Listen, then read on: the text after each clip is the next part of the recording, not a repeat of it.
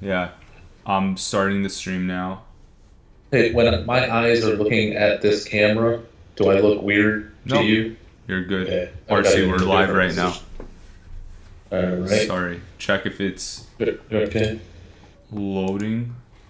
Checking to see. Don't see it yet. Popped up now.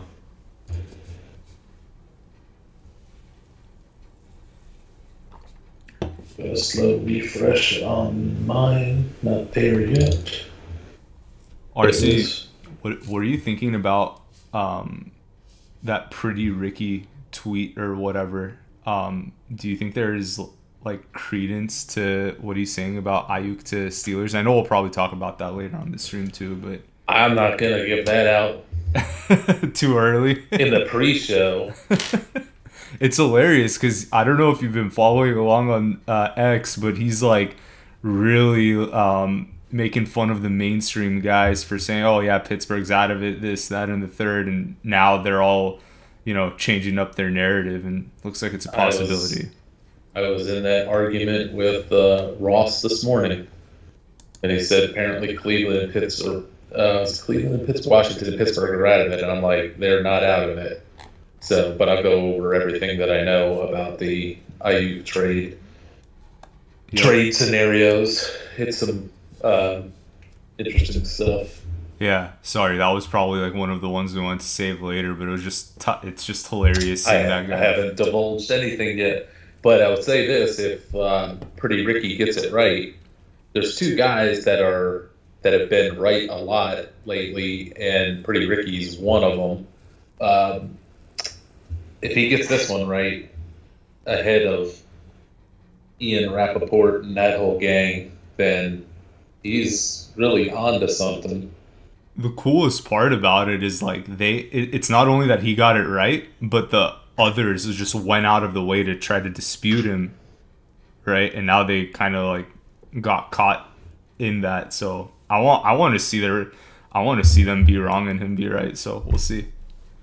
I know all the kind of guys that we're trying to get in communication with that you've been trying to interview. If I'm rooting for all those guys to be right about all of the things that they're doing, yeah, it's going to be hilarious if they are. I'd love to do an interview with Pretty Ricky, but there's no way that he's getting too hot now. Yeah, well, you never know. I think he likes hiding like behind anonymity too. Like if you see his like X profile, it doesn't even have his like profile pic or anything. So I don't know that he'd want to jump on a podcast. One never knows. Do you want to get started with our first item on the list? Yeah, we'll get started. I'm looking at the stream counter. I was reading something about the stream counter not being perfect. I was kind of watching that to see everybody jumping on before we got started. But it's not like Twitch. Twitch had instant numbers. YouTube, I think, has a bit of a lag on catching up with the numbers that are on. So, but we can go forward, and anybody that's jumping in can always rewind the dial back and start from the beginning. Yeah. Okay. So, looking through our agenda, I see RC. Damn, I'm already slurring my words.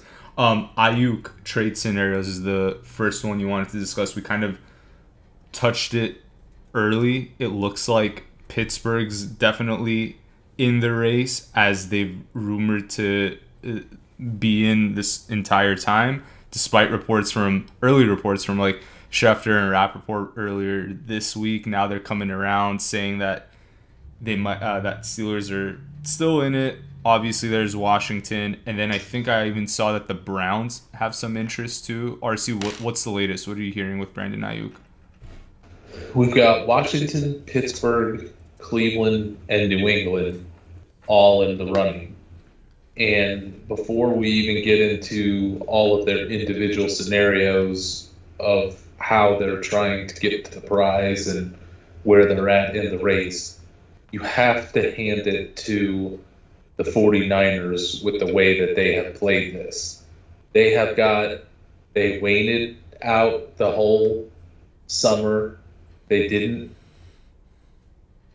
take the bait from all things that Brandon Aiyuk was doing to try to get himself traded. They bided their time, and now here we are on the verge of the preseason starting, and this has been going on for however many months. And they've got 4 teams desperately trying to get Brandon Aiyuk, which is a perfect scenario for them for obvious reasons. You always want, if you're trying to sell something, you want 4 hot buyers after it bidding against each other. But the winner of this is going to be the team that gives Aiyuk a contract that he is amenable to.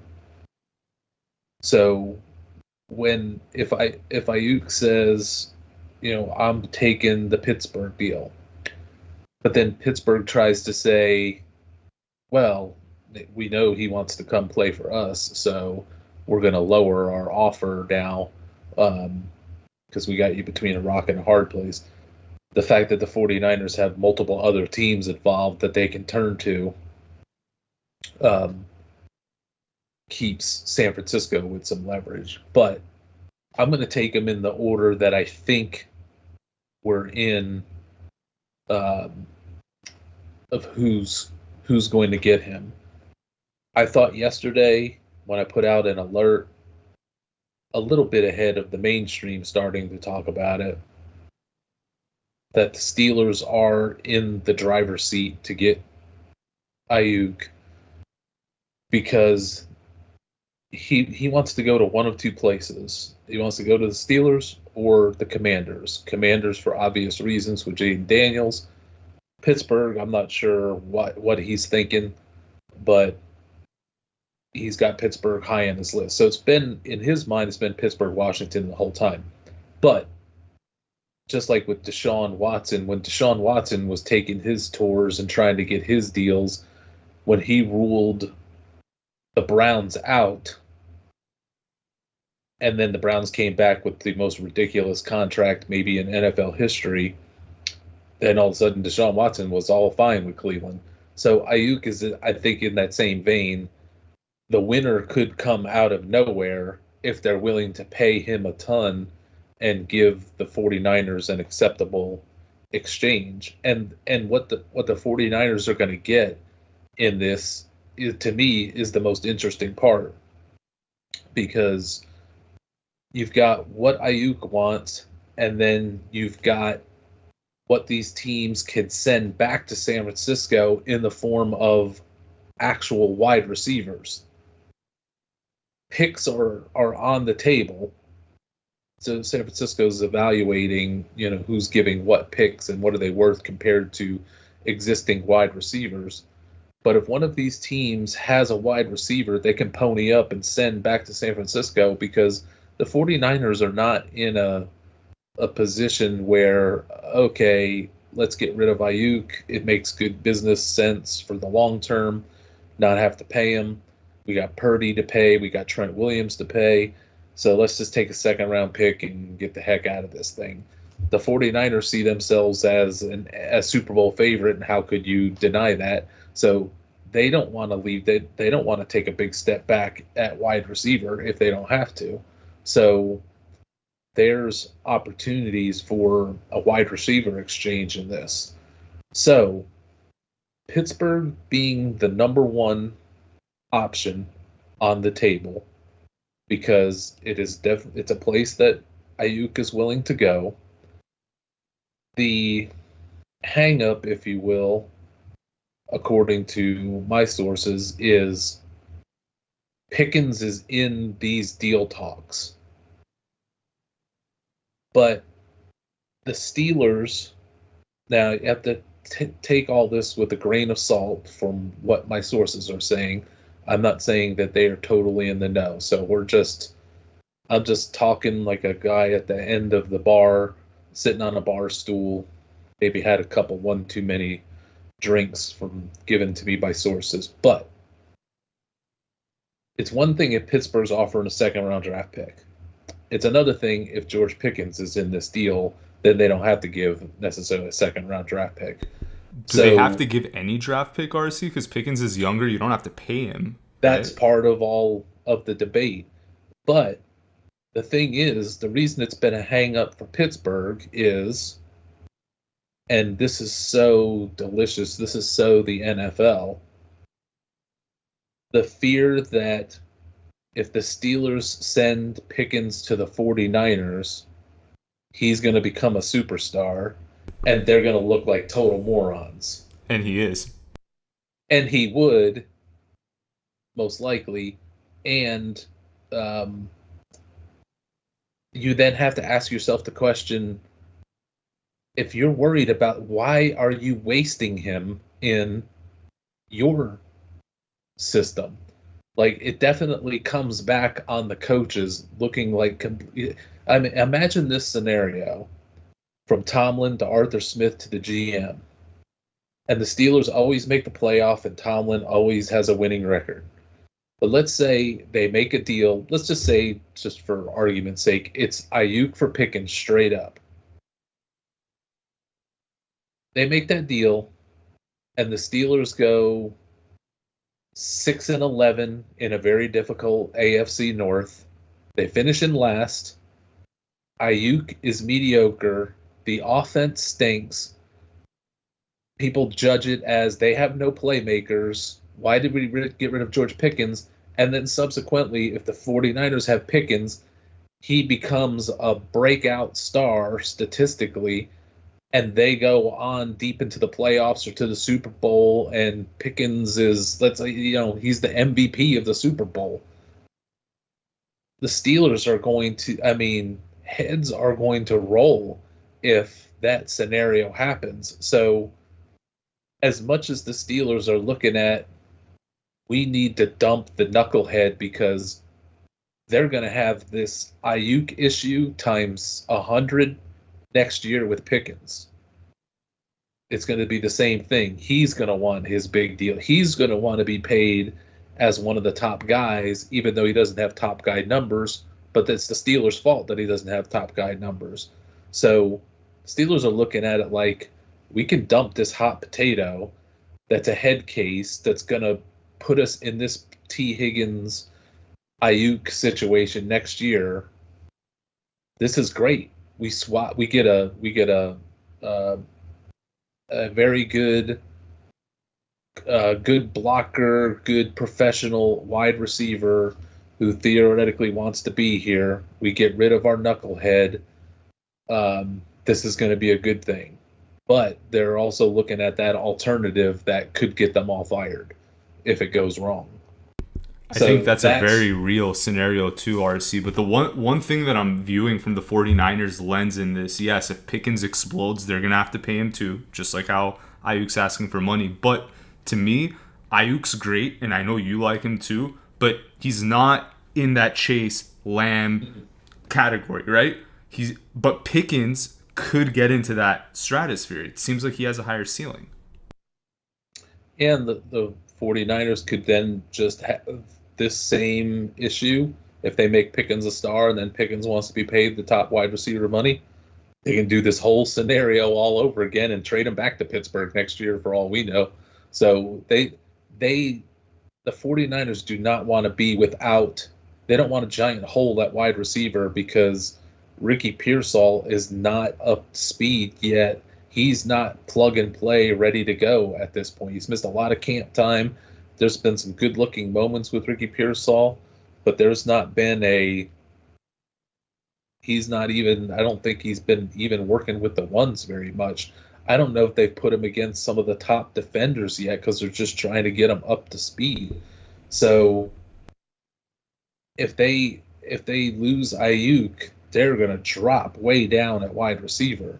So if they accept just a pick, if this comes down to, hey, we're going to give you a first, you give us a third, or we'll give you a second, or whatever it works out to be, San Francisco is probably also working at the same time. If it's, let's say it's a second round pick from Pittsburgh, which will be middle of the draft, let's say, they're trying to shop that theoretical pick around. I would assume, this is an assumption on my part, I would assume they would be shopping that pick whether it's Pittsburgh's first or second, to see what wide receiver they could buy. They cannot have a hole at wide receiver, that a giant hole, and expect, because this is probably the last run of this existing 49ers team.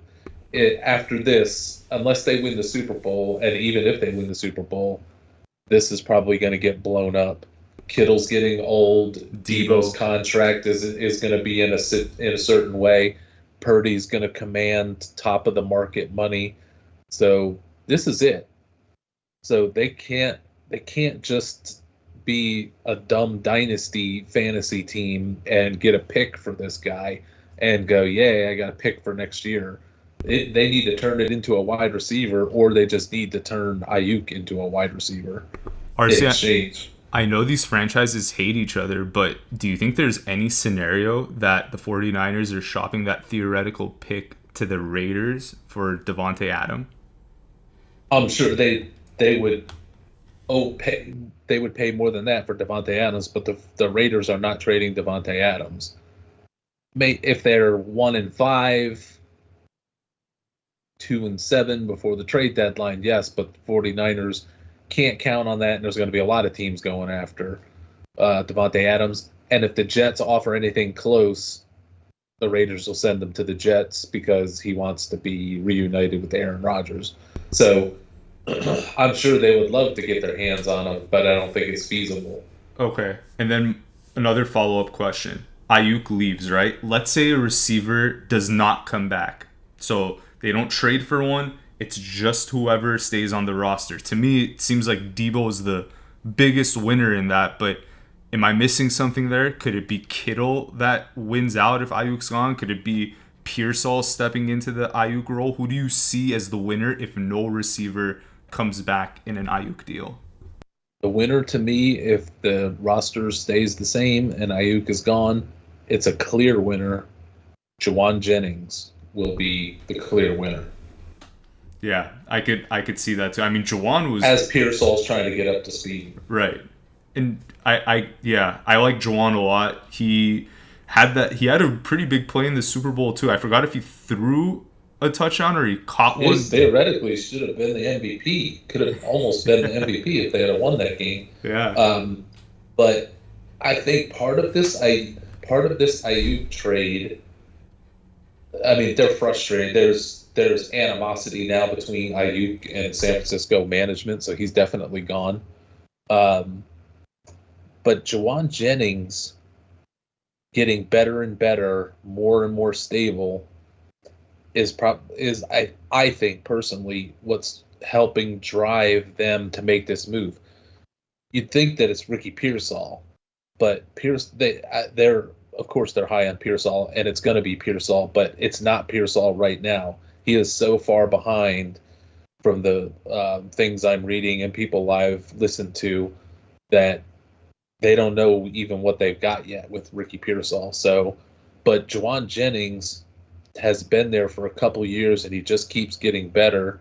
And I think they'd be okay with Chris Conley filling in, because Chris Conley is theoretically his backup to that specific position, but they could switch things around.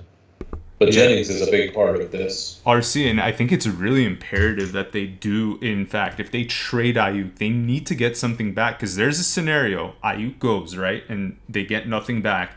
Debo's injury prone, Kittle's up there in age, CMC's up there in age. What if they're looking at a receiving core down Debo and Aiyuk, and then your main guy's Juwan? Great for fantasy. We have shares for Juwan, but just 49ers outlook, they're really going to be thin at receiver if Aiyuk goes and they get nothing back. So I agree with you. I think that they're really trying to bring another piece or shop that theoretical piece around.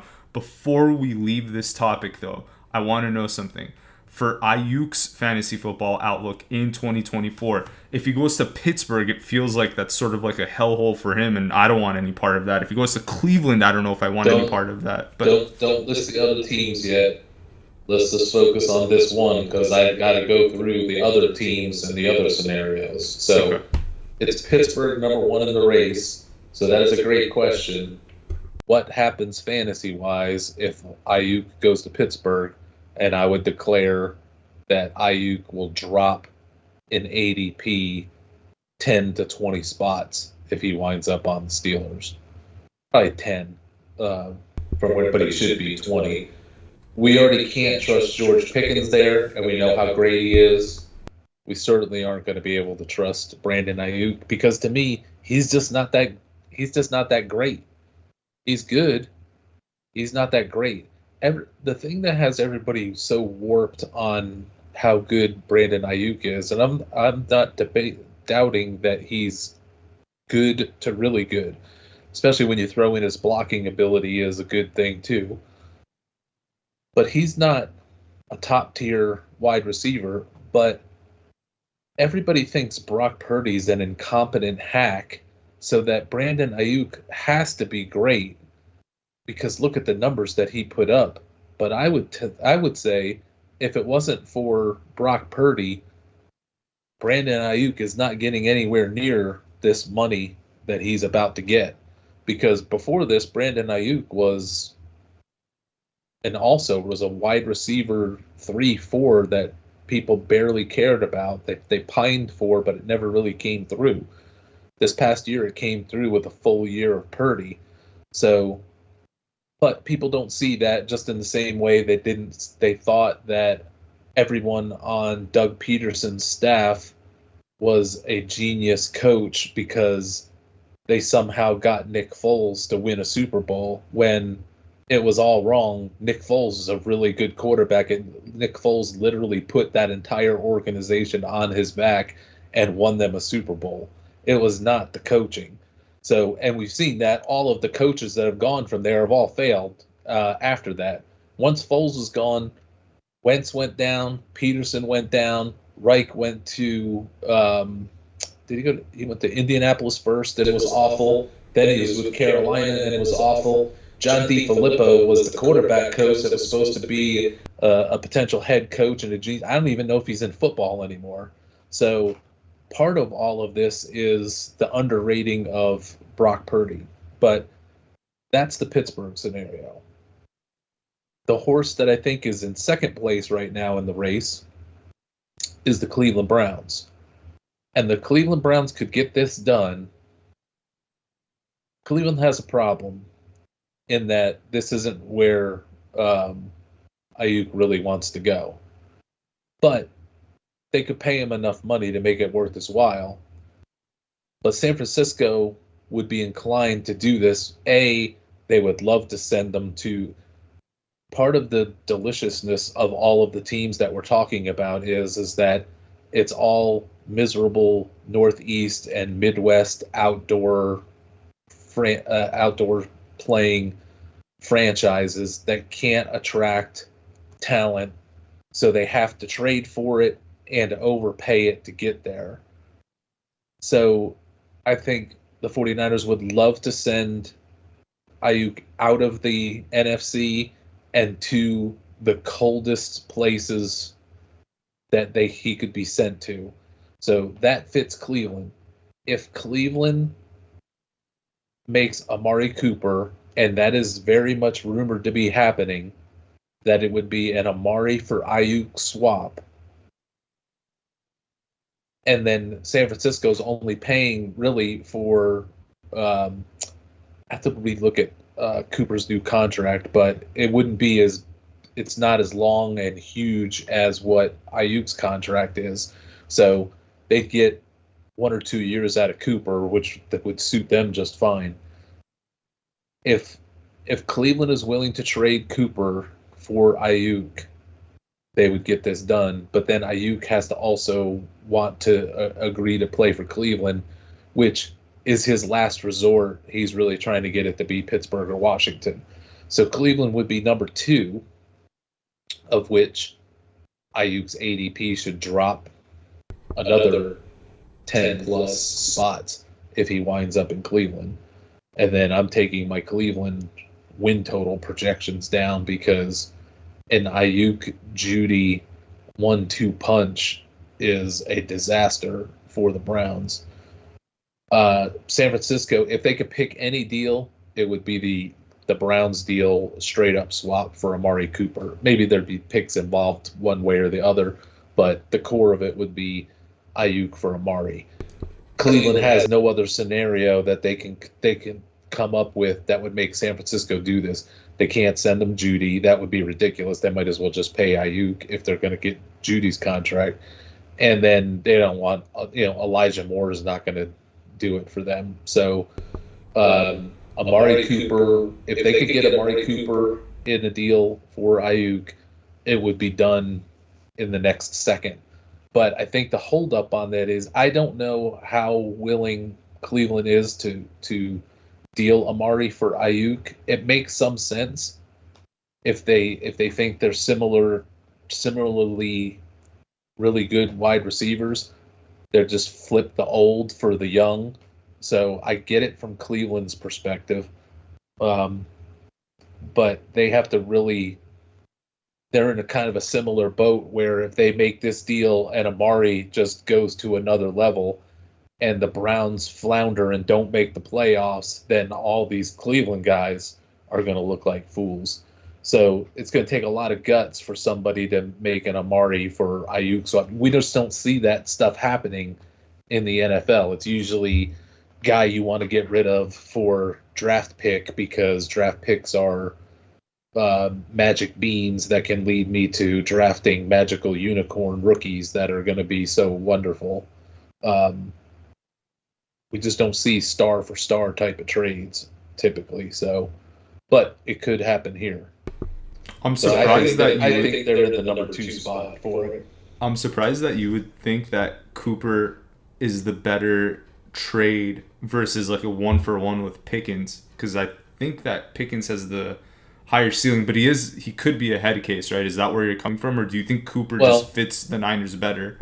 If you're the GM of the 49ers and you're focused on this year because your team is really built for this year, maybe you'll squeeze one more year out of them if they go to the Super Bowl again.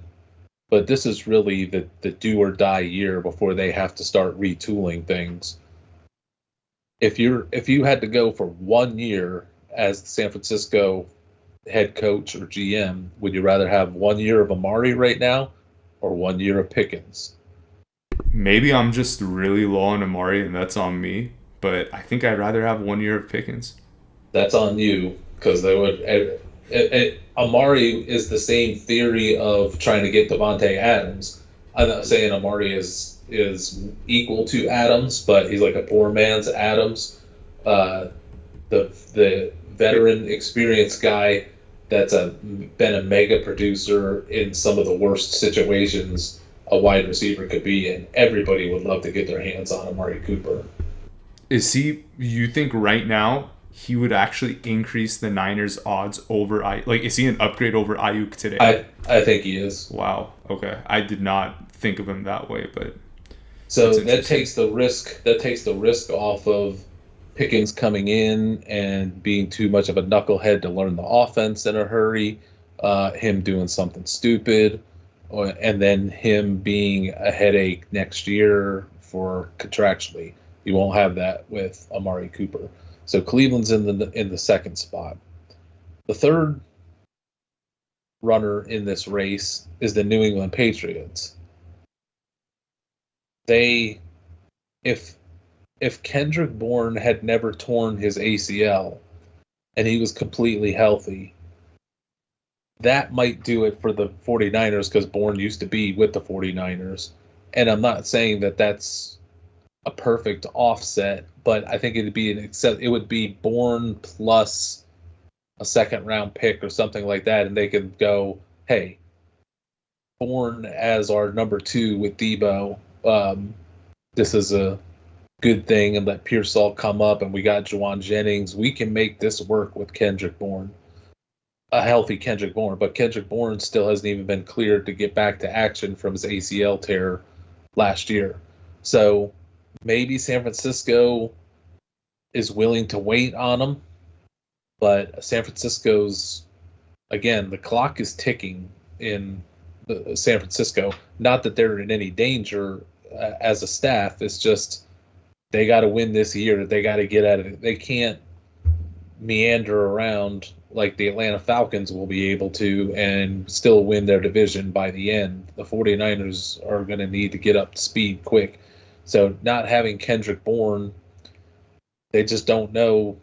Nobody could know unless they work out Kendrick Bourne and they know he's on the verge of getting cleared. Maybe if New England pays a king's ransom in picks and Bourne and whatever else, maybe then San Francisco would do it, but they'd have to know that Kendrick Bourne is good to go. Juju Smith-Schuster isn't going to cut it. None of the other in New England has a bunch of rookies. Otherwise, young. What about Douglas? You think Douglas is of interest to them? Mm-hmm. Has to be an outside wide receiver to replace Aiyuk. Debo's their kind of gadgety guy. Pearsall can be in the slot. But I think they would do it if they absolutely knew Bourne was healthy and New England put a bunch of other things with it. New England could get in this race, but it's the Bourne thing that's would be part of the holdup. They're third. Fourth in the race is Washington, which in Aiyuk's mind, they're first in the race. So this is the conundrum of what's going on here, is that the teams that Aiyuk is most interested in isn't necessarily what San Francisco is most interested in. The hang up with a trade to the Commanders is from a source, but also some of my own thinking as well. The hang up with trading him to Washington because it'd be the perfect fit. Kyle Shanahan has an axe to grind with Washington. He does not want to help them get better. So I think they would make this move. Yes. I think they would make this move if it was a ridiculous offer. But when you see the stories of Washington bowed out because they were asking too much, I think if everything was equal, they're asking a lot more from Washington in exchange. And then if Washington won't meet it, well, then too bad. We didn't want you to get Aiyuk anyway. So, and we talked about this a couple months ago.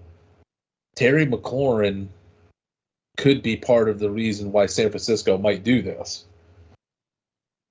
But Washington is going to, I think they look at McLaurin and go, obviously because the deal hasn't happened, like if we're gonna chase after Aiyuk and give him a whole bunch of money, and then McLaurin's gonna want a whole bunch of money next year, so now we're gonna be in the same boat. We need to pick one or the other. So why should we trade with San Francisco? Why should we swap McLaurin, who we love, who I think is overrated, but so is Aiyuk. They're both in that good zone. They're not great. So I think San Francisco would take that swap. But Washington's looking at it like, what do we really have to gain from that swap? And then we're going to have to pay extra on top of it because we're Washington. So I don't think it's going to be Washington unless they make a ridiculous offer. A player in the Washington deal that could help this go down, Christian McCaffrey's brother. Christian McCaffrey's brother, but I don't think Washington is going to let him go. Plus, it would have to be Luke McCaffrey plus things. And I'll bet, this is just totally speculation on my part, I'll bet Shanahan is pissed that Washington drafted McCaffrey because I think they had every intention of drafting McCaffrey. Yep. So Shanahan already has an axe to grind with Washington. Then they took the McCaffrey brother on them. They would have to. Even if McLaurin's in the deal, I'm sure they want McCaffrey plus Luke. It's probably McLaurin plus Luke. So it would have to be for the 49ers. It would have to be McCaffrey plus a second round pick, of which then they can take that second round pick and go try to find a wide receiver in a couple weeks. But I think they would do it for McLaurin, but Washington's, because it would be McLaurin plus, Washington's not inclined to swap similar wide receivers and then pay extra to do it. I'm sure San Francisco wants McCaffrey to be in that deal. So it's just too sticky with Washington, and there's too much bad blood with Washington. It's weird because the GM is obviously, from the 49ers front office, Adam Peters, and the ownership has changed since Kyle Shanahan left. So maybe he might be more open to it than, say, last year when Snyder was still part of that organization. You know how Bill Belichick holds grudges for forever? Yeah, okay. That's fair. Maybe now, Shanahan has that too. Yeah. Different team name too. Shanahan is from the Belichick tree.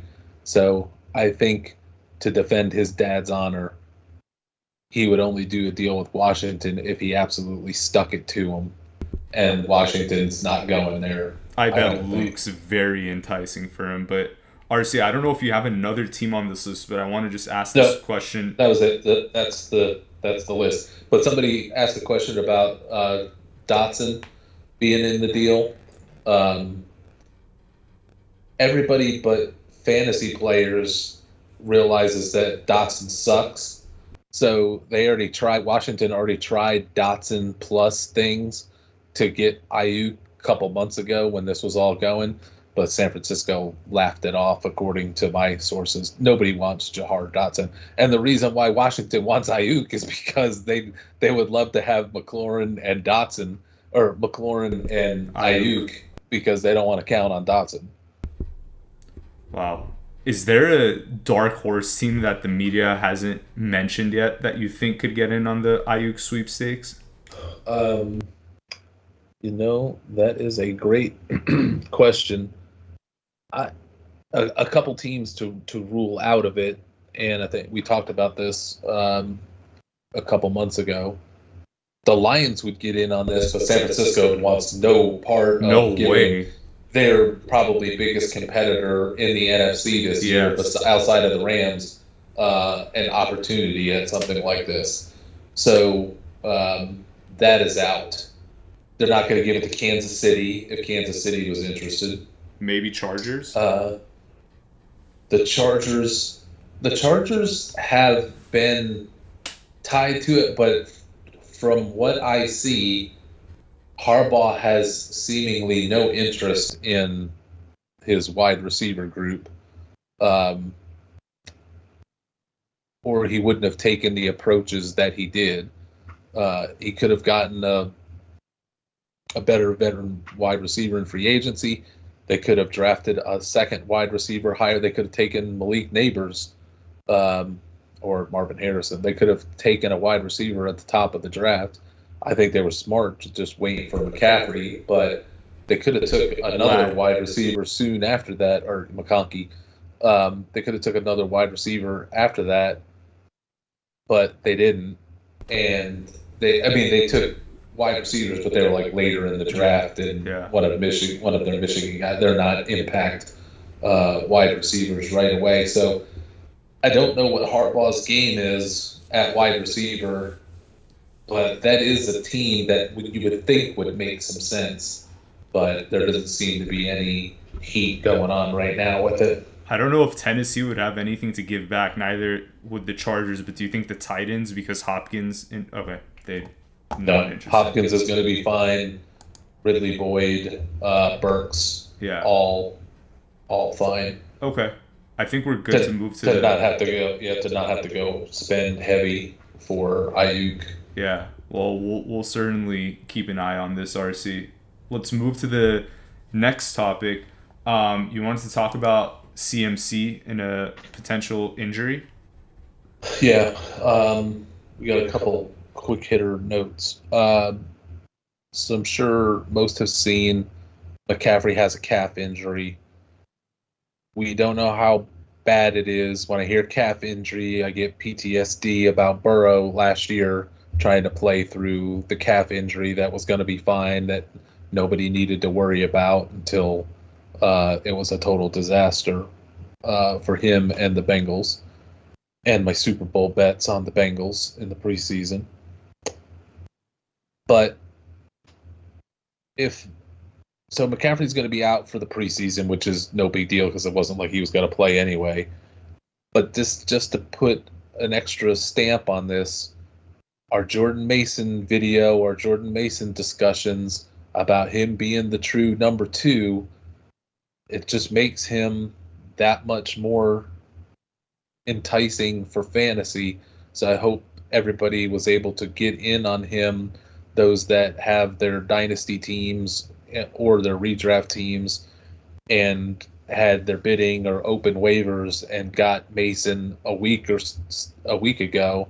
Because now if you try to get him, if he's still out there, the price is going up. He's the only healthy back in camp now. Mitchell is hurt again.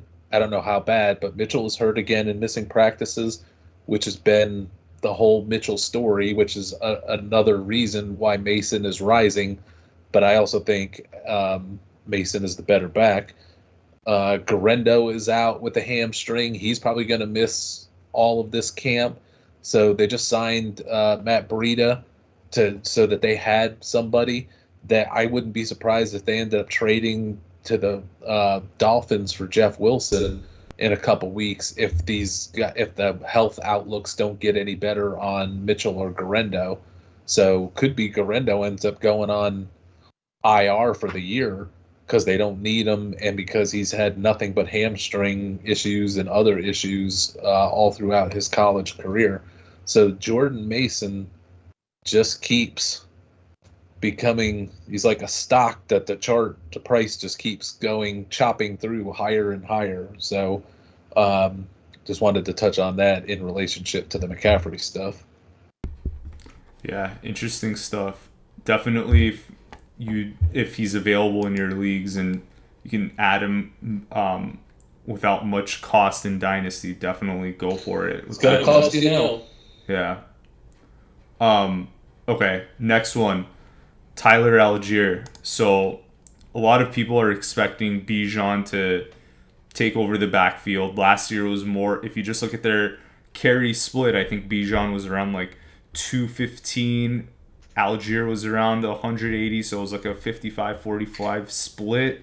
RC, are you thinking that Allgeier is going to have a bigger workload than he's being priced at in like his ADP value? What is your Bijan / Allgeier meter at for the split of touches? If it was 55-45 last year, I would think that it would move not too different. I think it would probably be 60-40 because Bijan's used a lot in the pass game too. So go with 60-40, but I have a feeling that you're gonna have a different answer. I would have been I was at 80-20 Bijan until I saw them get all excited about saying what a role Allgeier was going to have. And one of their practices, they split touches in the practice with the first team. And so I'm like, okay, I'm going to move this to 70-30 Bijan because I'm still not buying this Allgeier stuff. But then I saw the joint practices with the Dolphins. And all I had to see was the kickoff team alignment for Atlanta with Tyler Allgeier on the kickoff team. And I'm like, nope. I'm going back to 80-20. Yeah, that makes me change my mind too. If he's playing on the kickoff return team, that's not a good sign.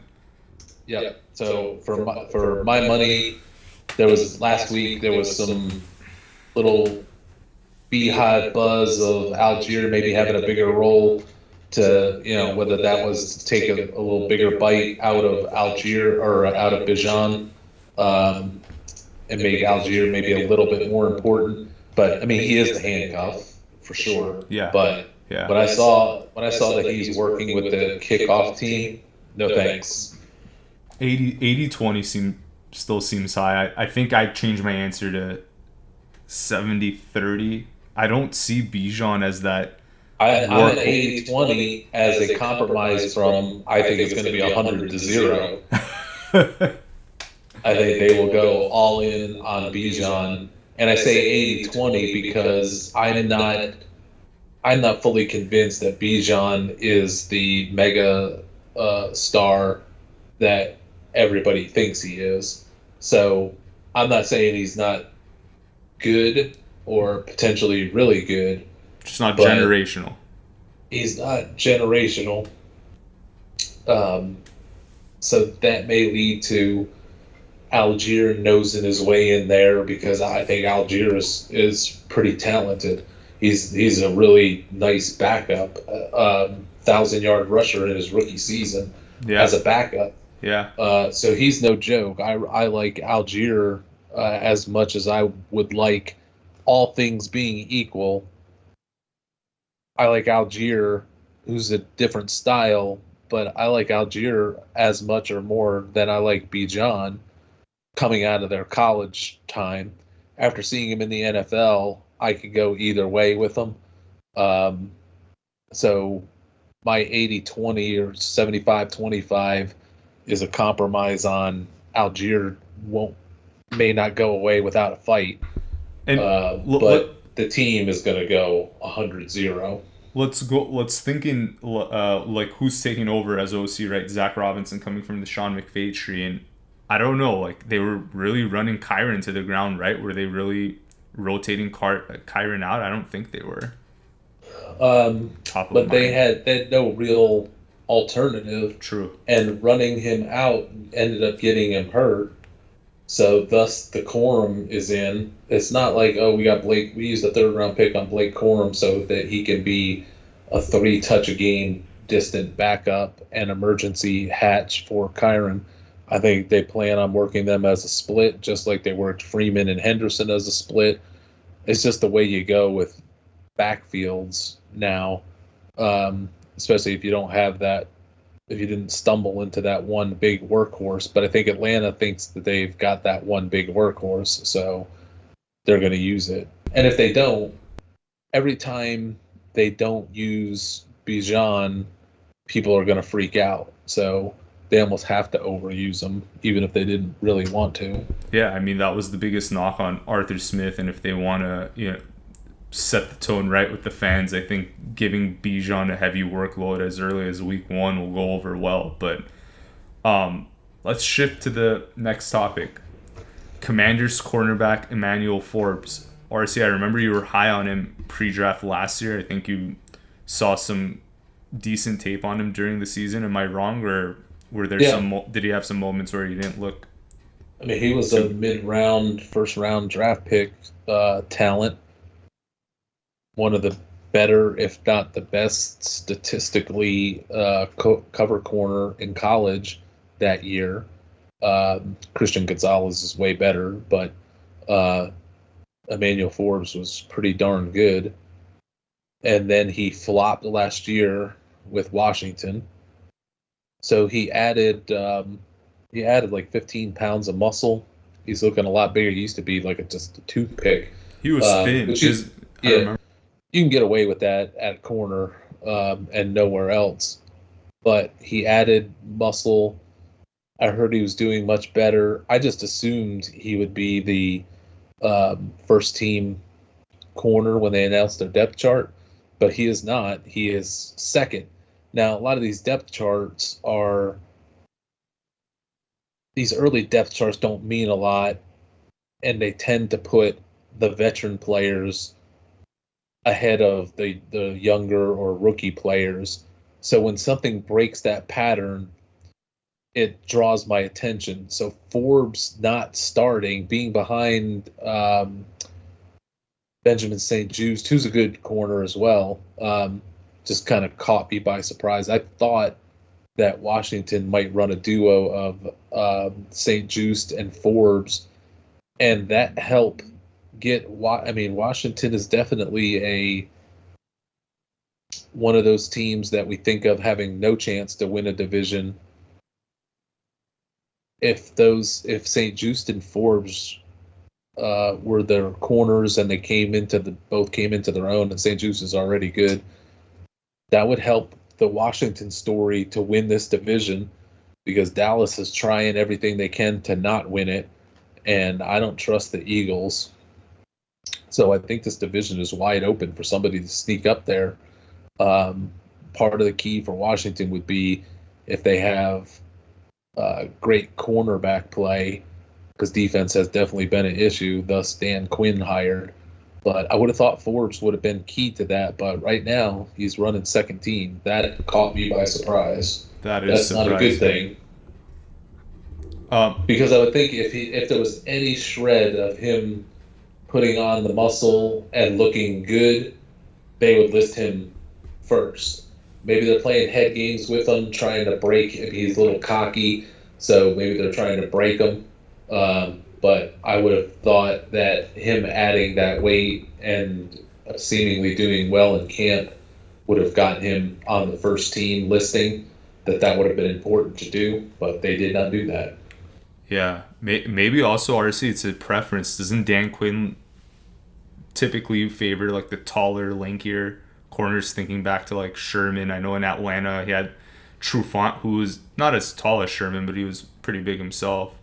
So, well, I think he's fine with them, and he's going to take, when you've got a star, you would think, first round draft pick, college star, this is an opportunity, but so far not. But they do have the kid from Michigan in the slot as a starter right away. One of the rare few rookies that is jammed into already being on the first team. Mm-hmm. There's a lot of rookies who are gonna be, like Bo Nix got listed as the third team. He's probably starting. I would almost bet all of my money to bet on that I've set aside to bet on football this year that Nix is going to be the week 1 starter. But they listed him third, and I get that. I get why they're doing that. So if they would have listed him first, then we all would have known, oh, this is over. There's no more debate anymore. So, but I get why they're putting him third, but he's definitely not third. But the kid from Michigan, Sandstrill, however you pronounce his name. Yeah, he's playing really. He may be in their thinking. I mean, Bobby Wagner is their kind of captain of the defense, but Sandstrill's like, they're looking at him as like, is he going to be an all-pro right out of the gates? Like, they are in love with that guy. So I've heard so many good things about him in training camp, and he's on the first team. I feel like I've heard a lot of good things about Forbes, but he's not on the first team. You and Ross were high on him, right? During the draft process. Yeah. I remember that name. I'm a fan. We weren't sure what team he was going to be a fit with, or what they were going to do with him in the end, what position they were going to put him at, whether he was a straight up corner, or could he be a safety, or would he be better served as a slot corner? But he is tearing it up at slot corner. So he is one of the rare rookies that is listed pure first team. Yeah, if you sift through all the depth charts, like, you'll see Caleb as one, you'll see Marvin Harrison Jr. as one, but more often than not, the rookies are kind of like. And those are among the rare few. Brock Bowers is a one. I think Neighbors is a one. I don't even know if Jaden Daniels is a one. I think he is. I think he is. He is. We just listed about a handful of guys that are the only ones that are listed as a starter, but Sandstrill is as well. Yeah, it'll be interesting to see their updated depth charts week to week, because then that'll give us a insight to how the teams are valuing the rookies and whether they're staying down there. Like, if Bo Nix is the third string guy next week too, then maybe there's more credence to that. But take that as it comes. RC, next topic. You wanted to talk about the Kansas City wide receiver Kadarius Toney. Interested to hear what you have to say about him. Let me look at the latest news and see if he's made it yet. I don't think so. This could be the minor topic, weird topic of tomorrow. I got late word that's unconfirmed on a lot of the details, but suspicions today from Kansas City camp was Kadarius Toney was taken off practice field in a cart, but there was no injury involved. That's interesting. So there's speculations kind of running all over the place that he may have done something, as only Kadarius Toney could do, to get himself removed from practice. On a cart, though? That sounds really odd. On a cart. So nobody saw him injured. Nobody saw a fight. Nobody saw a negative reason for it to happen, and nobody saw any injury for it to happen, supposedly. But he was taken off mid-practice, or so. Doesn't really impact anything, right? He's so buried on that depth chart that... Well, they're talking about him playing some running back. They're talking about him having a great camp. I don't know about all of that. I think he's fighting for his NFL life, and this is it. So if they had to cart him off because of something he said or something he did, then he may not be in the NFL this time tomorrow. If you can't figure it out with Andy Reid and Patrick Mahomes, I don't know that he'll have another shot in the NFL. Yeah, totally coddling you and trying to bring you along, and you can't do it. He made his NFL career, the clock may strike midnight by tomorrow midnight. I mean, you could go back, RC, and pin maybe 2 of their losses on Kadarius Toney only. Like, just going back to that Detroit game, right, where he had so many drops and that they only lost that game by 1. And then I think there was another game where he lined up offsides against the Bills. I don't know how much. I mean, that was more of a ticky-tack call in my eyes. But, yeah, I mean, he made a lot of boneheaded plays last year. So now he may have been dehydrated. He could have had a concussion. He might have been woozy and feeling sick from the heat. There could be a million reasons, but that's just the little chatter that was going on from some Kansas City people that they wanted me to keep an eye on, that something may happen. Very interesting. Okay. Last one on your list, RC. Chargers safety Derwin James. What are you hearing about him? Last little note from me for the night. For those that are in IDP, getting ready to be in an IDP draft, and you're looking at DBs, obviously Derwin James is a highly ranked option. I don't know if he's I don't think he's the highest ranked anymore, but he used to be. Just note that he is out talking, and I'll bet this pops up in the next day or two in the football news. He's talking about that, wink, wink, they may have offensive plays for him where he's going to get in on some offense, which for fantasy purposes, if it counts in your league, that your defensive player would also get the offensive scoring if it were to happen, or anything they do on offense would lead to more points for fantasy. If you're trying to decide between, the top 5 DBs and who to take, and they all kind of look the same, just note you might get a little bump with Derwin James being on offense this year. That's really interesting.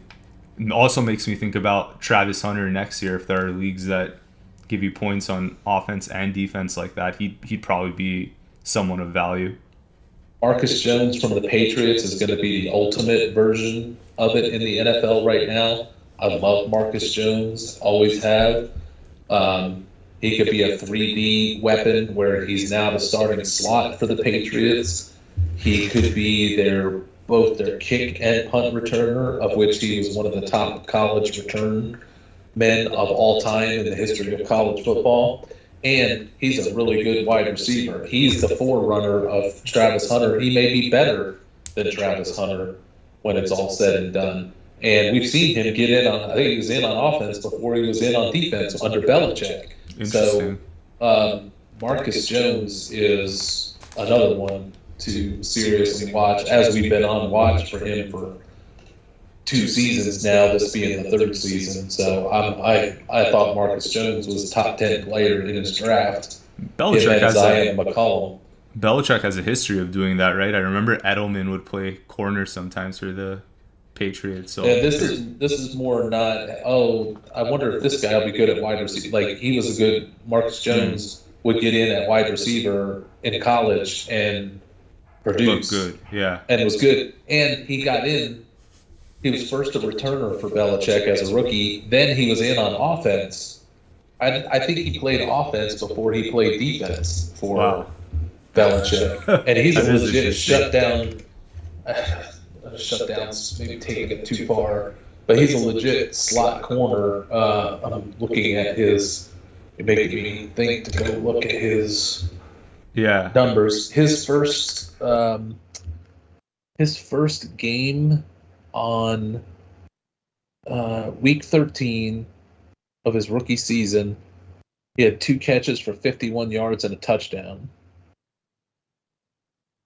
So they didn't give him many running plays, but he could run the ball as well. Then he got hurt. He the following. He had 4 catches, 4 targets, 4 catches, and they weren't little baby or trickeration throws. They were kind of like plays designed especially for him. And one of them, that debut game, I think it was a long touchdown. It was a 48-yard touchdown pass, one of the rare touchdown passes from Mac Jones.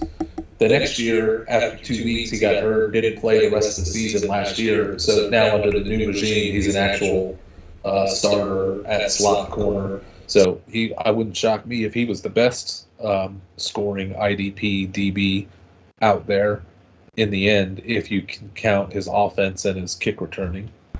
That is really interesting.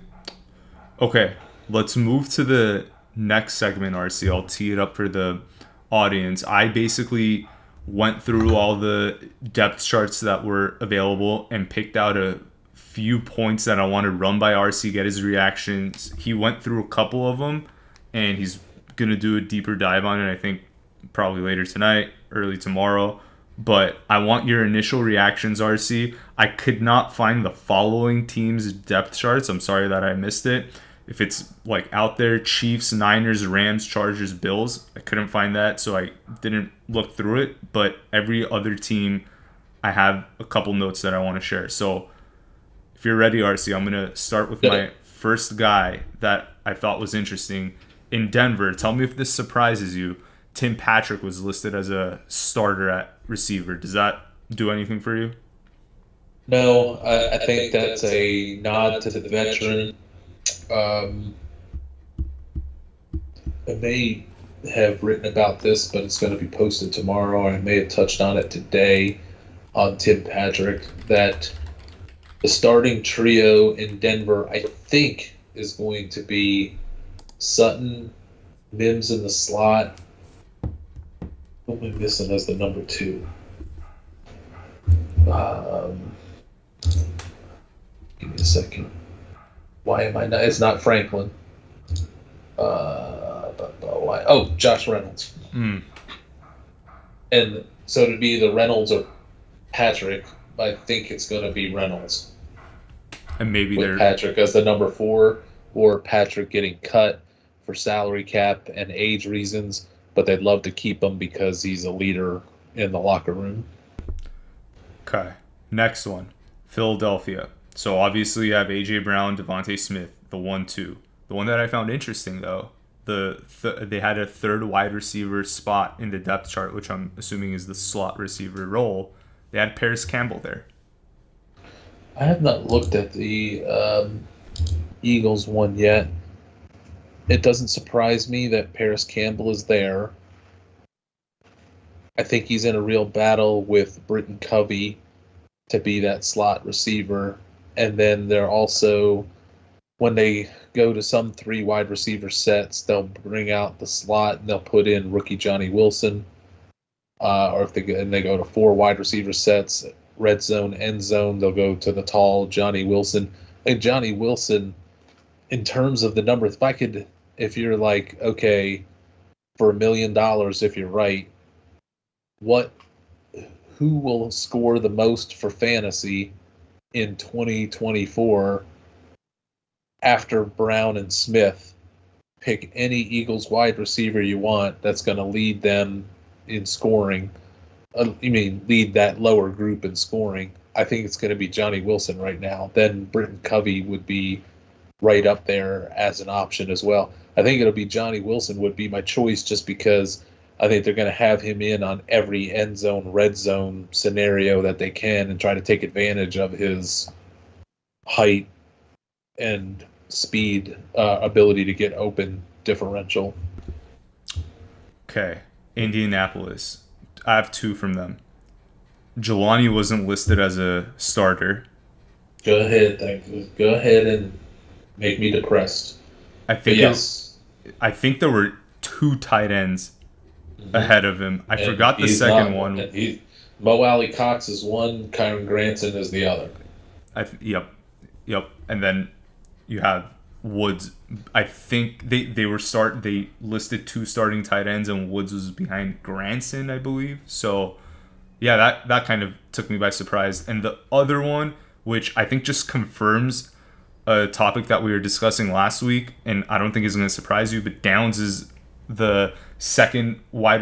Pittman's their starting wide, and then you have Downs.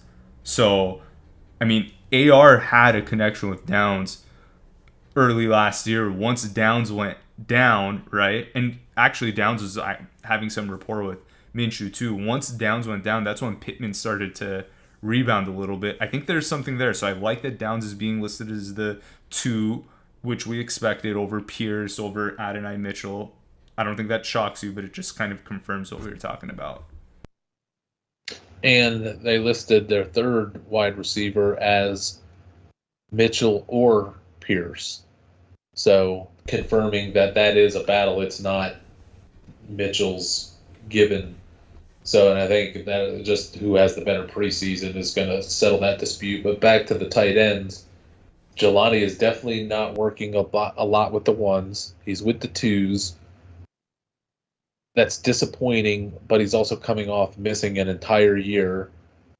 I think Jelani can win this. I don't think if the season was starting now, it wouldn't. He's not the hidden starter right now. But when they get a load of him in live action, he could very well win that job 3 preseason games in. That is just undeniable. I think that's what they're hoping. But right now, he's not. It's not like they're pushing him. It's not like they're giving him, talking about him nonstop and all that. It's like he's just another guy there. Okay, next one.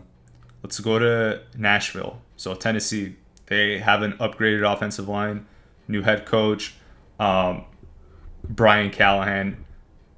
They listed Pollard and Spears as co-starters, which I thought was interesting. I thought Pollard would be listed as the one because he's the vet, but interesting that they're co-starters there. They obviously have the revamped offensive line. Not only did they add pieces, but they have Bill Callahan there, who's an offensive line guru. RC, are you leaning towards one or the other in 2024? I think it's going to be hard to say. I think it's hot hand. I think it's rotation. I think the Titans are going to be like a arena league team with the running backs acting as quasi wide receivers. Both of those guys are really good receivers out of the backfield. I think that's going to be some version of the greatest show on turf. Wow. Is what their attempt is going to be. Okay, the other interesting part about the Titans depth chart that caught me kind of surprised is Chig was listed as a co-starter with a Josh guy. Wiley? Yeah. Oh, I haven't seen that. Yeah. I hadn't seen the Titans one yet. So that's I reported on that a week or two ago that Brian Callahan came out and said that they were doing a tight end committee. So I'm not shocked by that. I would have thought they would have listed Chig first and then Wiley second and then did whatever they were going to do anyway. But the fact that they threw the or in there, Yeah. that's a And it's not 2 tight end spots, RC. The way that I saw the page I was looking on is there was 1 tight end spot, and it was it's sort like of Mitchell and dash. Pierce. Yeah. Yeah. Exactly. The Colts depth chart literally said Mitchell or Pierce or Mitchell. So slash is the same thing. So that is anybody who thought that Chig was going to be a sleeper within this high-powered offense. He's going to get definitely some work, but he's probably coming out when they get close to the red zone, and it's going to be Wiley, who's a dare I say, I was going to say sneaky, but I might as well say he's a wily.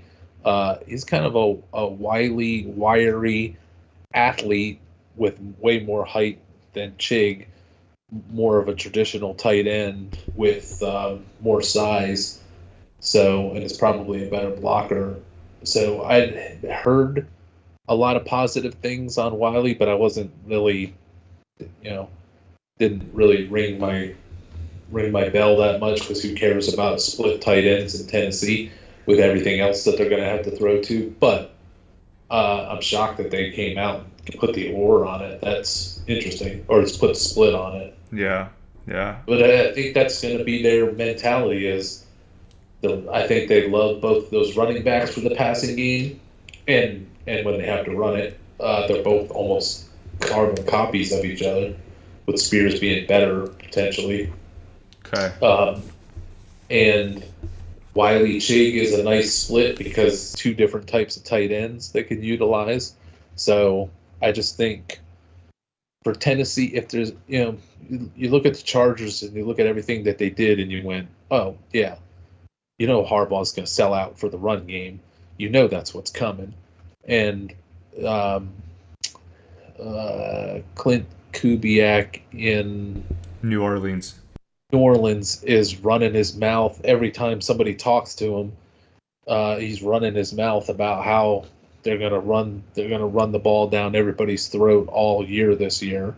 So they're trying to have a big run game. They're using Taysom as a fullback, as a blocker. They're going run game. Tennessee is one of the only teams that you can look at and go, oh, they're building everything towards the passing game, and it being deceptive. They're not saying traditional Pollard, then Spears, traditional Chig, then Wiley. They're like, could be any of these guys. We're coming at you from all different angles. These punches are going to be coming from places you didn't see coming. Okay, let's go to Cincinnati. I have 3 of them for Cincinnati. There were 3 wide receiver spots, so help me interpret this, RC. First, obviously, Chase, Higgins. I know this one. And then in the 3rd wide receiver spot, they had the Crocodile Hunter, Trenton Irwin. But then behind Chase as the backup, you had Andre I don't know how to say this, Isovias or Isovas. So do you interpret that as Irwin being ahead of Andre on the depth chart, or is that just Irwin being the slot receiver? I think the Bengals filled their depth chart out with a nod to all the veteran players, because you've got I'll probably step on the ones that are your other questions, but you got Irwin as the starting slot, and he's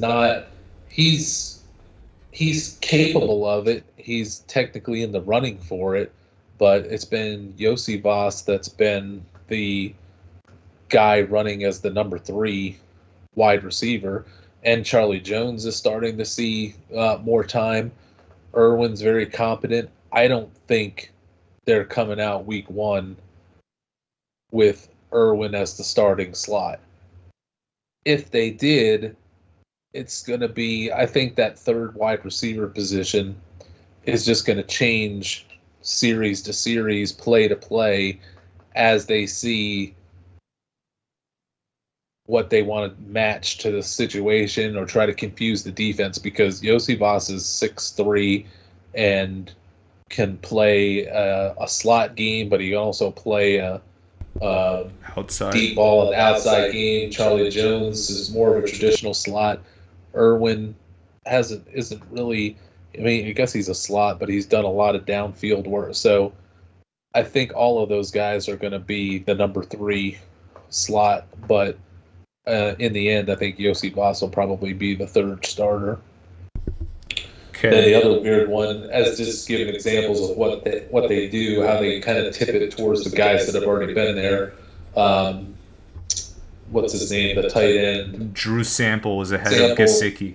Yeah, Sample's ahead of Gesicki, which I think is real because Cincinnati has just rotated tight ends and put them to situations and scenarios. There's probably going to be some 2 tight end situations. I know they think a lot of Gesicki so far, but so has every team that has gotten him. He looks great until they actually start playing real football. Then he's not so great. There was a tight end, RC, that Burrow was developing some rapport with. Tanner Hudson. Did I get the name right? At the end of is he injured or not on the team anymore? They've thrown him under the bus. Last year they did. Sample's always the starter, but that doesn't mean anything for fantasy because he might get a target or 2. They rotate all of those tight ends. So last year they were rotating Sample and was it Irv Smith or somebody else that they were rotating? It might have been Irv. With Hudson. So when it got to obvious passing downs, Hudson was in. Hudson had all the numbers. So Hudson can be a number 3 tight end and still be meaningful. Not for fan. I mean, I've given up the hope of that because they're so in the tank for Gesicki. They're going to have to learn their lesson the hard way, just like Miami and New England did. But Hudson can work his way up, but it's going to be a while. And they always rotate their tight ends anyway, so disappointed to see the way they're treating Hudson, but I get it. And then the last one I wanted to mention from Cincinnati, and it kind of follows the theme of putting the veterans at the top of the depth chart, but Zach Moss was ahead of Chase Brown. I don't know if that one shocks you at all, but... Well, I would have liked to have seen the old Moss/Brown, because that's what the intention is, but the approach that they seem to take with Irwin and Sample and what was the other one that we were talking about? Hudson. Irv Smith. Or just Yossi Voss being on the second team. Right, yeah. And Irwin being on the first team is that they just seem to be like, okay, the established veteran name goes up there first, then the younger guys go behind it. So I'm guessing Moss is getting that same treatment, but I was really looking to see if they were going to do the old Moss split Brown, or if it would have been Brown and then Moss second team, that would have been a statement. But Moss there first, based on everything else Cincinnati did with their depth chart, I'm not taking it as a meaningful thing just yet. Okay, let's go to Pittsburgh. I only have one there, and it's not a shocker, but Najee was listed ahead of Warren. I think we could have all guessed that, but just given those rumors that we heard earlier this summer that he was like feeling discontent there, wanting another contract, I think, just seeing him listed as 1.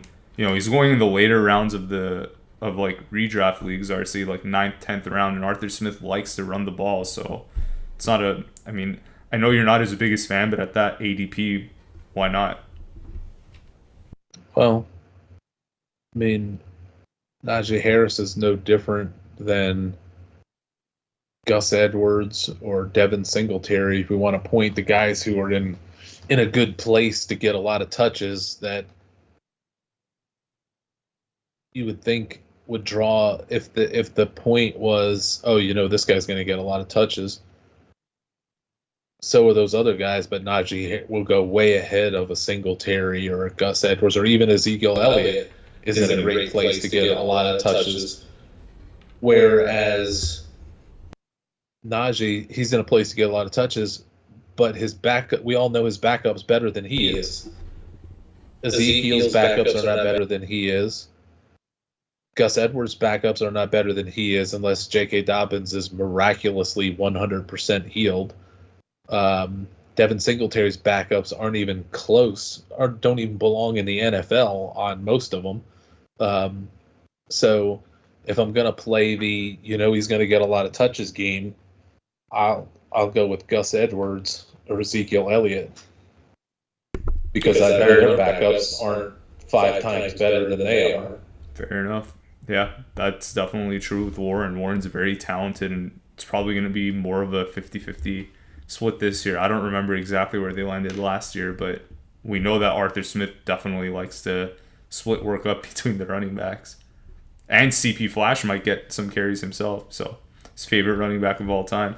Okay, I only have 2 more, and then we can hit the questions. Miami listed, I believe... his favorite running back of all time is Derrick Henry. Gave him a career. Fair enough. That he doesn't deserve. Fair enough. I think in Miami, one thing caught my eye. Jonnu Smith was listed behind Smythe. Do you think that was more of a... I mean, Jonnu's been in the league for a while, so I don't know if that's them respecting the veteran, but maybe the incumbent, I guess. It might be the incumbent. It might be that Jonnu's going to be there more for offense to tight end situations. Okay, makes sense. Last one, and I think you're gonna like this one. Might not shock you, but What's the team? Jets. Okay. I don't think I've looked at theirs yet. So, can you guess who's listed as the RB2? That I do know is Braylon Allen. Yeah. So I know that you liked him, and it's just cool to see that. I don't know that there was much depth behind him, so maybe it's not a huge deal that he's the second running back this early, but I thought that was interesting. They drafted Abanikanda last year, I think in the same round as Allen, and they drafted another pretty talented running back 2 rounds later this year in Isaiah Davis, but Allen has put them to shame, so I'm not shocked. Allen is second, but I did see that he was listed. I saw a story that was listed like shocker, or guess what? Braylon Allen's the number 2 running back. I was like, did anybody doubt that was going to be true? Yeah, not a shocker, but just good to confirm what you've been feeling. But also, if you look at the depth chart too, you have Xavier Gibson above Malachi Corley, so it's not like they're trying to rush the rookies and put them above the veterans or whatnot. You have that situation too, where Corley's behind Gibson. So and Gibson's been working ahead of Corley this whole time, so the Corley heat has cooled dramatically. But there's a lot of some of these situations that even if the team was playing their game today, they'd lean towards the veteran over the younger player. We got 3 games coming up that will change a lot of scenarios. Jelani Woods can change his situation quickly and I'm saying this with guys who are obviously superior talents to the guys in front of them, but they get a load of Corley in the preseason. If it goes well for him, then that'll be the end of the Xavier Gibson starting in the slot scenario. Yep. Okay, that's all I had, RC. You want to jump to the questions or anything else? Let's do it. Okay. First one, William Newcomb. McConkey question. Any whispers on his injury? He has an injury history of Jones fracture, I think right foot, back mystery, and ankle. Rumors swirled once upon a time about a need for tightrope procedure. I don't know the depth of the injury. My first brush with information on it made it seem like it was not that big a deal, but don't take that to the bank. But so bottom line is I don't know much about the severity of it. Also got into a debate with Ross on the Justin Herbert plantar fasciitis issue. We'll know Justin Herbert's situation because it's not easy to work with plantar fasciitis, but and it could kind of hinder you week to week, but they can shoot those guys up and make sure they're not feeling the pain. There's non-surgical ways that you could fix that, and in 2 weeks it never be a thing again. I would assume that if Herbert's plantar fasciitis was bad, they would have rushed him to surgery because it's about a 6-week plus recovery, and that would have, if he would have got the surgery done, he'd have been getting ready to be back right as the season was starting. So they didn't do that. If it comes out that after 2 weeks they couldn't fix it or correct it or whatever, there's special socks, special stretches. There's minor plantar fasciitis, and then there's major plantar fasciitis. If they can't fix it naturally within these 2 weeks, then he's probably going to have surgery. So, but I would assume they have high enough paid doctors, especially when it comes to a quarterback, that they would have seen, hey, can we possibly fix this in a week or two, or is he going to need surgery? I'd be surprised if after 2 weeks they throw their hands up and go, well, I guess he's going to have surgery because then he's going to miss the first couple weeks of the season. Yeah, we'll definitely be looking out for that. That's an interesting storyline to follow. Which plays to how to value McConkey for fantasy. If Herbert's going to suddenly miss the first 3 weeks of the season, not saying that he is, but now it's on the table, that affects how excited I am for Lad McConkey to draft him. I won't be overdrafting him for redraft. I want him bad, and I'm willing to put him on my bench and wait a couple weeks till Herbert gets back, but all of a sudden McCaffrey's ADP is going to take a hit if Herbert's going to miss a couple weeks. Yeah, definitely. Which I almost wish that might happen to lower his value. Tom Finn 2018. I thought the Aiyuk sweepstakes was down to Cleveland and New England. Talk about a changing landscape. That was in relation to our talk about where Aiyuk was going, and we were listing teams outside of that. Eventually came down and discussed Cleveland and New England. Then he replied back, sorry, got ahead of myself there. Go Jin, I'm late gentlemen, but I'm here. Unless SF is eyeballing Jahan Dotson, former first-round pick. Luke plus... They are not eyeballing that. They're gouging their eyes out at that thought. Luke plus Dotson and a second for Aiyuk deal. RC, do you think SF would take that? I could see them doing that if they could try to find a sucker to trade Dotson to. Yeah, maybe they can get a third at the same exact time. Like as soon as the deal's announced, you also then announce your deal of sending Dotson to wherever you're going to send them. Yeah. Okay. Chargers look like a perfect landing spot. That was when we were talking about out teams that the media isn't talking about that could potentially suit Aiyuk. It is a perfect spot. They definitely have the need, but I don't think that's going to happen. When the CMC news dropped, I rolled my eyes because RC had Mason on the radar since forever. So hopefully you're proved I've been right. Burned by love many a time. So I assume I will get burned here. I'm just not sure how this burning is going to take place, but no doubt it's coming. If there's two guys that are going to for sure burn me, it's going to be Jordan Mason and it's going to be Curtis Samuel. And then when we were talking about... My undying love for them has been mostly unrequited. Yeah. When we were talking about Bijan not being generational, Go Jin said Bijan is no AR. No, he is not. Okay. Tom Finn 2018. I continue to be impressed with your wrestling knowledge, RC. Love the soft reference this morning. I only have one word for you, Tom Finn. He knows what that means. I have a vast wrestling knowledge. And I don't, so I have no idea what's happening here, but we'll skip to the next comment. Tom Finn. Me and Tom only have one word for you. You might have to spell it out for you. Go ahead. Speaking of Washington, any thoughts on Jordan McGee, linebacker? I'm hearing lots of good things. Of course, it would be a future play with Wagner and Luvu starting.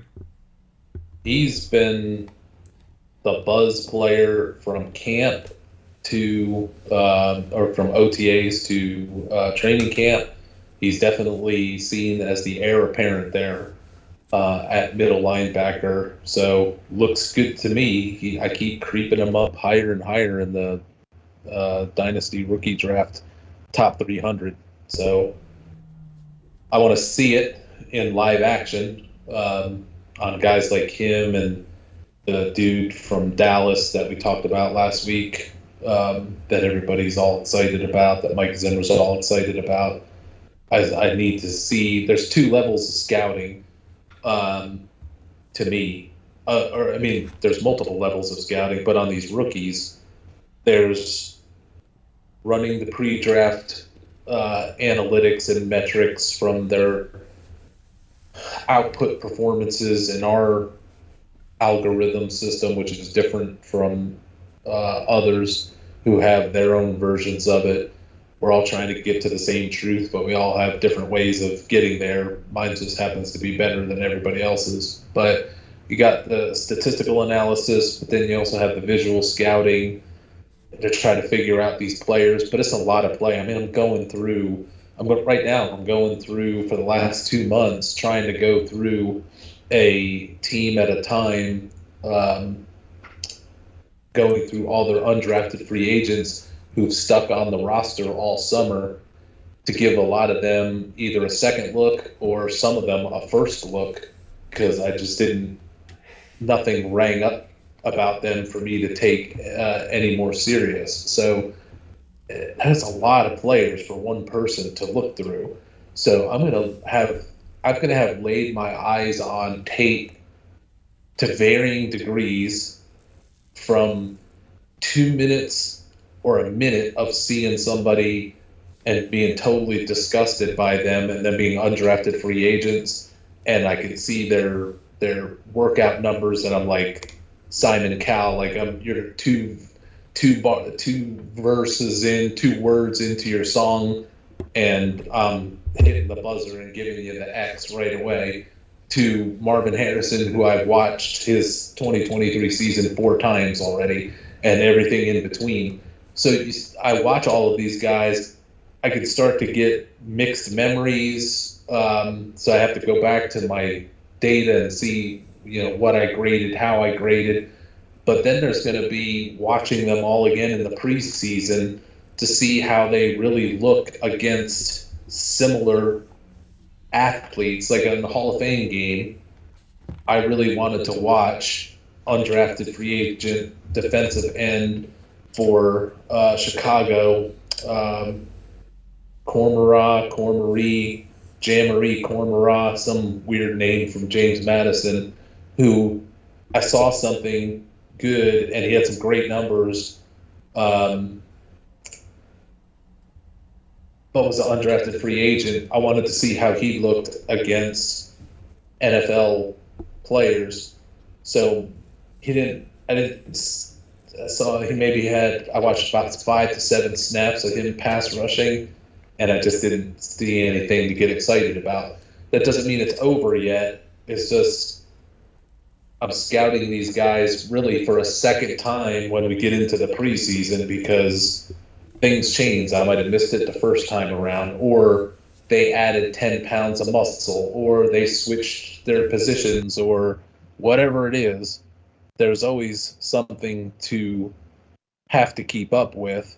And then once we get to the pros, I'm watching them all again in their games live and then on tape throughout the week, just to stay in touch with them, because you never know who has an injury, who got into a better spot, who's getting a chance for the first time, who is, it's clicking in for. So there's multiple layers of scouting these guys. I wasn't high on McGee at first, but now with all these reports, and I went back and took a second look, and I was like, you know what? I get it. I see the potential here, but now I want to see him in an actual preseason game. Yeah. Well, next question, RC, and I'm interested to hear your answer on this one. Go Jin. Is it unreasonable to take Anthony Richardson in the top 5 in a Superflex Dynasty startup? I will answer it this way. If I'm in a Superflex Dynasty startup, my first 2 picks, doesn't matter where I'm picking from, are quarterbacks. And you could argue if it's 4 points passing, if it's not quarterback friendly where it's 6 points and a bunch of bonuses for passing yards and all that. If it's just your standard 4 points passing touchdowns, typical quarterback scoring, you could argue that Richardson is the number 1 pick in a Dynasty Superflex. It's crazy. But RC, if you had a top 5 pick, would you try, if you were allowed to, would you try to trade down? If you had 1, would you try to trade down to 6 or 7, or would you take your guy right there? I will, wherever I'm at, I'm taking a quarterback, and then I'm taking a quarterback on the next turn. Because usually it'll go, half the folks will take quarterback, half will be too tempted by the top running back, quarterback, wide receivers. So half the quarterback group or more will be gone, assuming a 12-teamer. Then when the second round comes around, the people who took a quarterback first are probably then going to panic a little bit inside. Even if they thought about taking the back-to-back quarterbacks, they're going to be too tempted by some of the names that are out there still at running back and wide receiver. So those that took a quarterback will take a wide receiver or running back on their second pick. Those that dipped in and got their running back, wide receiver first, most of them will then take their quarterback second. So you're probably at the turn, worst case scenario, if you're the 1 and then the 24, when you're picking at 24, probably a quarterback that's ranked somewhere between 11 and 15 in ADP is going to be out there. And then if it's a dynasty, it could be a guy that there'll be more rookies pushed up, so there'll be better established guys on the way back. So if I can get Brock Purdy with my second pick, I'll do it. Maybe Will Levis at that point. I'd rather not. I'd rather get Justin Herbert or Will Levis or Brock Purdy, depending on the scoring systems a little bit. And then my third pick, because you have back-to-back picks, 24 and 25, if you were picking 1. Depending on what the quarterback situation was, I'd have to think about it, but then you're not picking for another 24 picks. So I might skip quarterback third, but take one again. In the first 5 rounds, I want to leave a super flex with 3 quarterbacks because I trust my ability to get players outside of that, and quarterbacks mean everything in a typical setup super flex. RC, isn't first 3 rounds a little rich for Levis, even in a Superflex Dynasty startup? Doesn't he usually fall later to the later rounds? Likely, yes, but if you have the first pick, then you have the 24th and 25th. Yeah. If you don't take Levis, then you're not up again for 23 more picks. So a lot of quarterbacks are going to go. When everybody starts to panic in the 3rd and 4th round, when you can run 2 quarterbacks and you're starting to see the names getting weaker and weaker, all of a sudden people just start taking Baker Mayfield and Kirk Cousins and all those people in the middle. So just depending on how the draft is going and all that, if I have to pay up because I think Levis is closer to being a QB1 than not, but he's priced like a QB3, Mm-hmm. if I feel like I've got to make this move now, because if I'm right, so if I walk out with Richardson and then let's just say I took quarterbacks the first 3 picks, we'll walk out with Richardson, Purdy, and Levis. So like, okay, that's overkill at quarterback. Yes, but if I'm right at on Levis, now I've got a major trade chip because quarterback is everything in Superflex. So I can trade. I have now trade flexibility to trade one of my quarterbacks, and I'm going to get a fourth quarterback in a bit. So if I'm right about these quarterbacks, to me, they're future running backs and wide receivers that I want because I drafted my way smartly into it.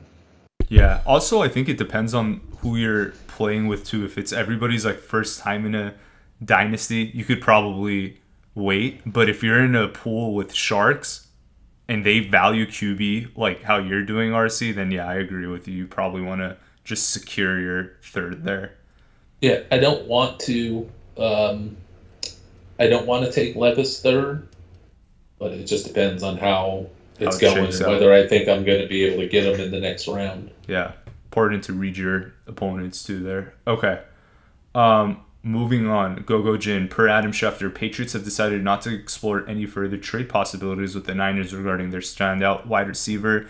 If I'm the 49ers, there's probably nothing that they want back wide receiver wise from them. So they're probably looking at they're probably asking for a really high draft pick.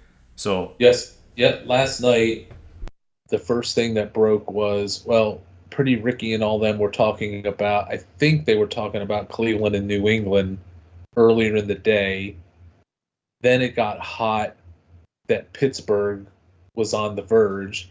That's when I started taking all that more seriously and sent out an alert and started paying more attention. So then it was this morning that no, the Steelers are out. Where last night they were the leader. Now we're back to the Steelers are in it again. So I think New England's in it as well. Everybody can issue all of these things for various reasons. Maybe it's true, but maybe they're just trying to manipulate the situation.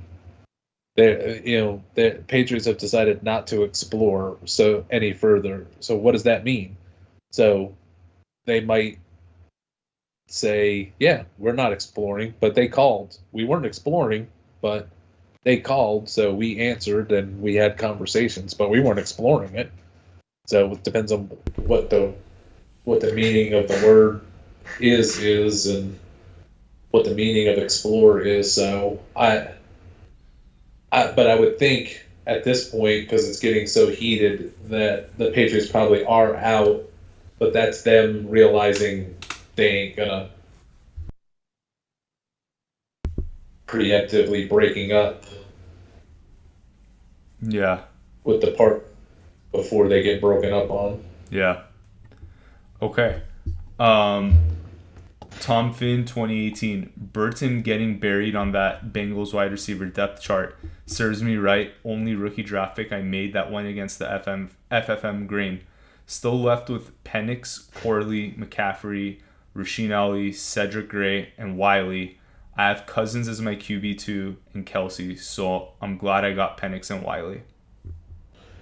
Um, but Burton still has value. Burton's not dead.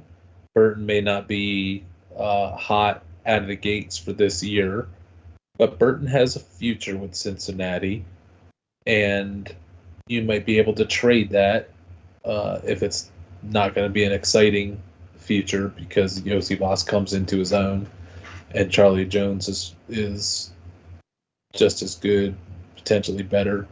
So the Burton value isn't going to zero. So you can you've got the ability even now because I think there will be, let's say, first preseason game, Burton gets a 50-yard touchdown. Your garden variety broken coverage 50-yard. That's going to be the highlight, and everybody's going to be talking about how Burton's secretly the best, of the number 3 wide receiver candidates. But if it's Yossi Voss that does it, then they'll be talking about him. If it's Charlie Jones that does it, they'll be talking about him. So you could have Burton value swell up real quick from one play in the first week of the preseason if you wanted to move him.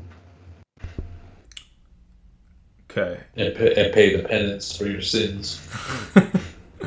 Alex Palumbo, RC Fisher, GOAT. Agreed. Jeff Simon, Hollywood Brown or Deontay Johnson?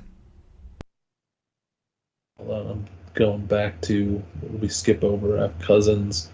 Penix and is that Cedric Gray and Wiley? Is that? I think that's Jared Wiley. Yeah, that's a Wiley pick. Both Penix and Wiley in those scenarios. Okay. Hollywood Brown, without a doubt, not even debatable. Don't even think twice about it. Even if they were equal footing, if you looked at them and go, boy, these are both talented wide receivers. One is with Patrick Mahomes. The other one is with the complete opposite of Patrick Mahomes. The anti-Mahomes. So right there, I'm with Hollywood Brown. I don't care if Dave Canales says they only have one passing play in their playbook, and that's just everything to Deontay Johnson. So I'm still going to take Hollywood Brown over Deontay Johnson because of the situation.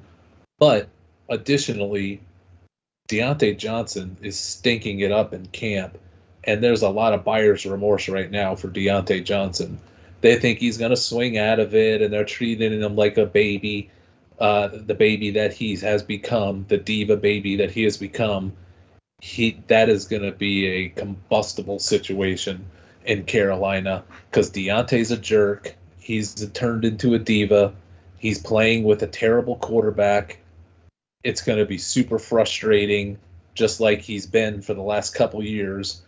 I mean, Deontay's struggled the last couple years in terrible offenses with mediocre and rookie quarterback play. Now he goes to play with a terrible quarterback. It's not going to be good. I want nothing to do with Deontay Johnson. Couldn't agree more. I called the Deontay Johnson market from start to finish. Got him when he was undervalued, sold him at the perfect top. I called every step of his career, so I'm going to continue to bet on myself with that you're going to regret having Deontay Johnson for Fantasy Football 2024. He will probably have some games because he's going to get a lot of targets. He'll have a moment or two, but I don't care. Deontay Johnson's only value is that the coach literally said that their passing game was, where's Deontay Johnson? That's what I want to hear, except for with Bryce Young as my quarterback and Deontay Johnson as the wide receiver.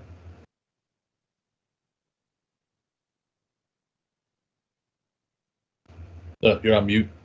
Sorry, I was saying I agree with you on that 100%.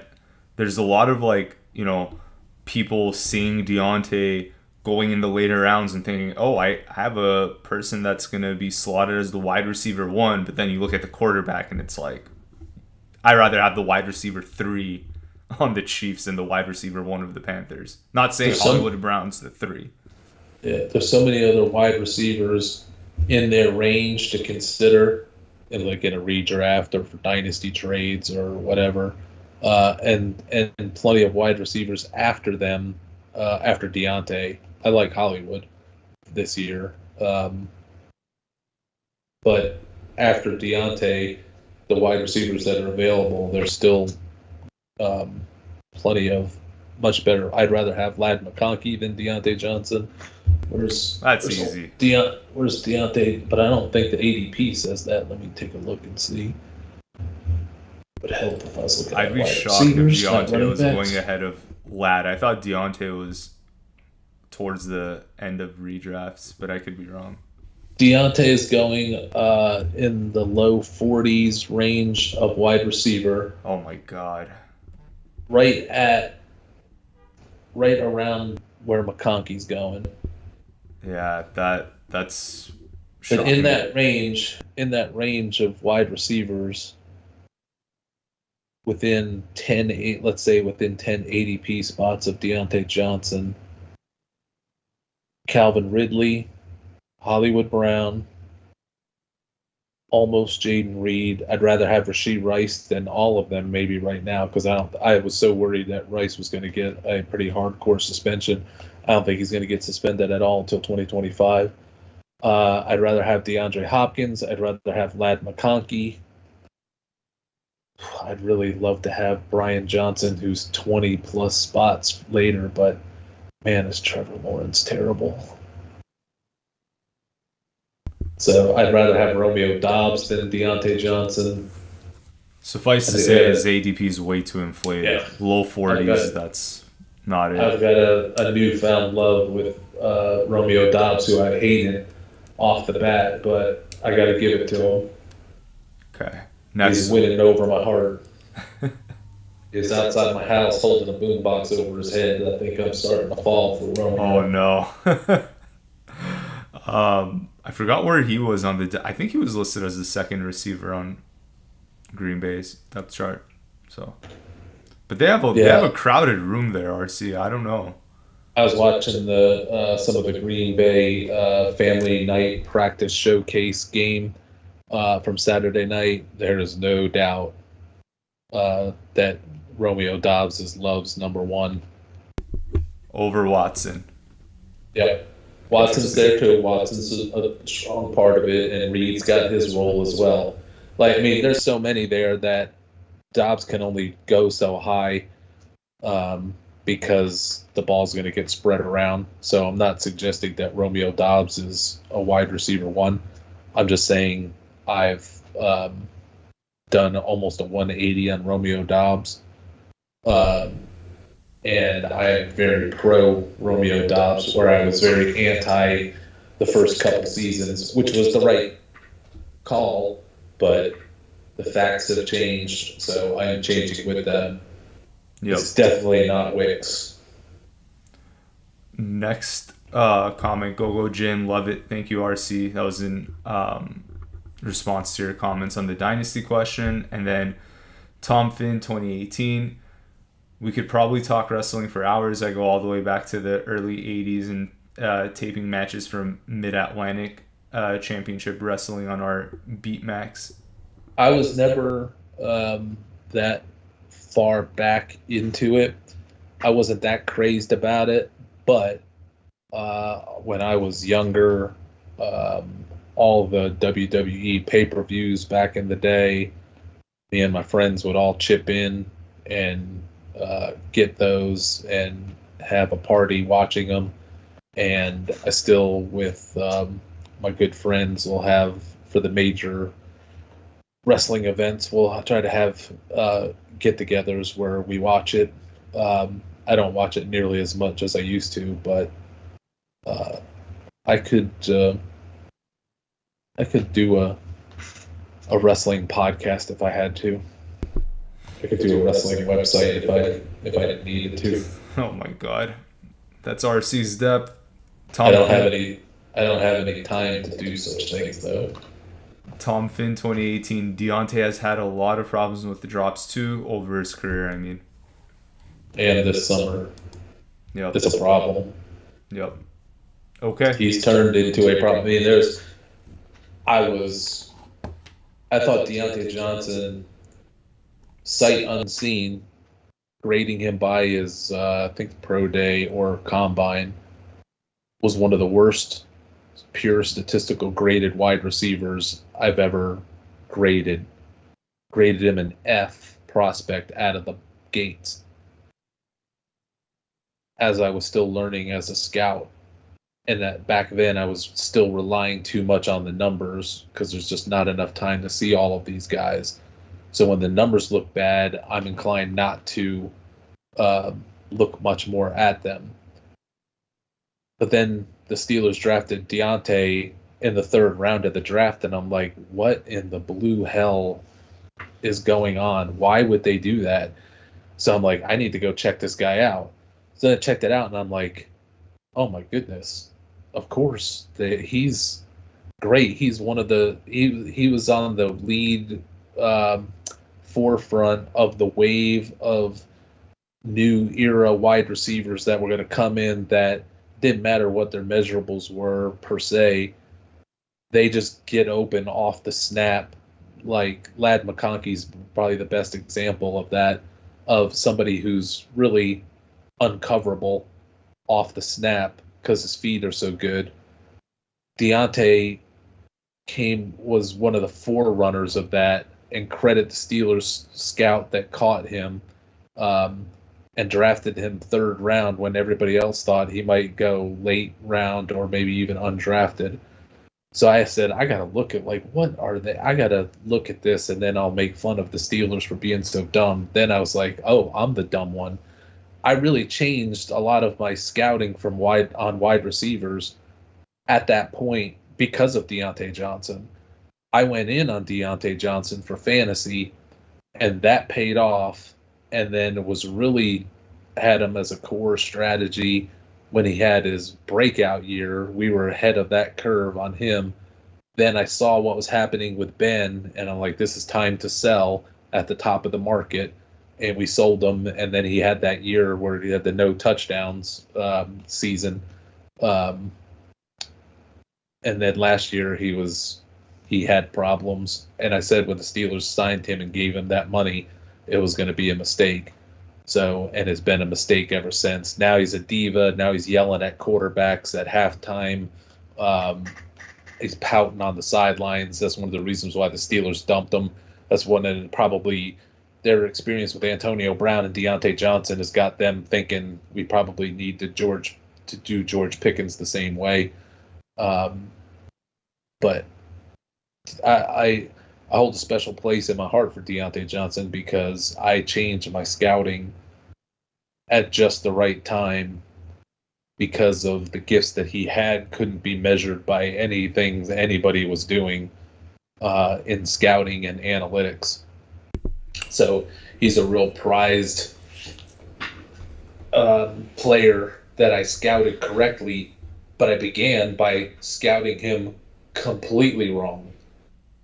Oh. So I thank Deontay Johnson for helping me go in the right direction with my wide receiver scouting. That's interesting, RC. I would have never guessed that he had that much of a role in your scouting algorithms or whatnot. But there are certain players that are the fork in the road players that gave me epiphanies and changed my directions of my scouting at all various points of my career. It's still, for me, for the scouting process, I think I get better every year because I'm constantly, especially when I get something wrong, I try to break it apart and see what was it that I got wrong, and is this if the thing that I got wrong that I now see what I did get wrong, like, is this a characteristic for other players? Like, who else am I missing? Because I've got this certain way of scouting or certain affinity. Like, you can get caught up as a scout. I can get caught up. I think people get caught up in, if you like a Tom Brady type of quarterbacks that don't operate and look like Tom Brady don't, Jaden Daniels isn't going to excite you. Lamar Jackson's not going to excite you. So Lamar Jackson was a learning lesson. I was like, I don't think the NFL is ever going to give these Randall Cunningham type quarterbacks the time of day. They never seem to. It took a radical like Buddy Ryan to give Randall Cunningham a full chance. And then there was a long gap between that before the more running quarterbacks were getting offenses built for them or getting the opportunity to run.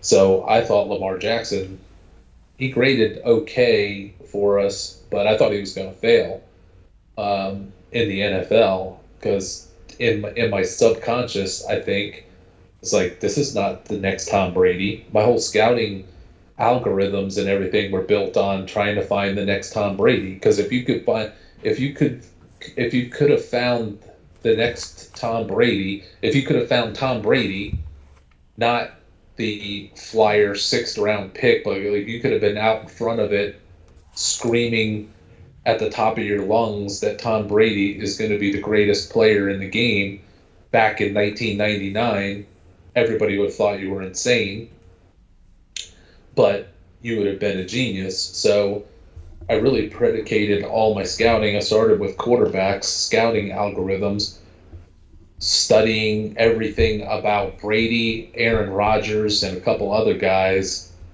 Like, what is it about them that could have been found if people were looking in the right place?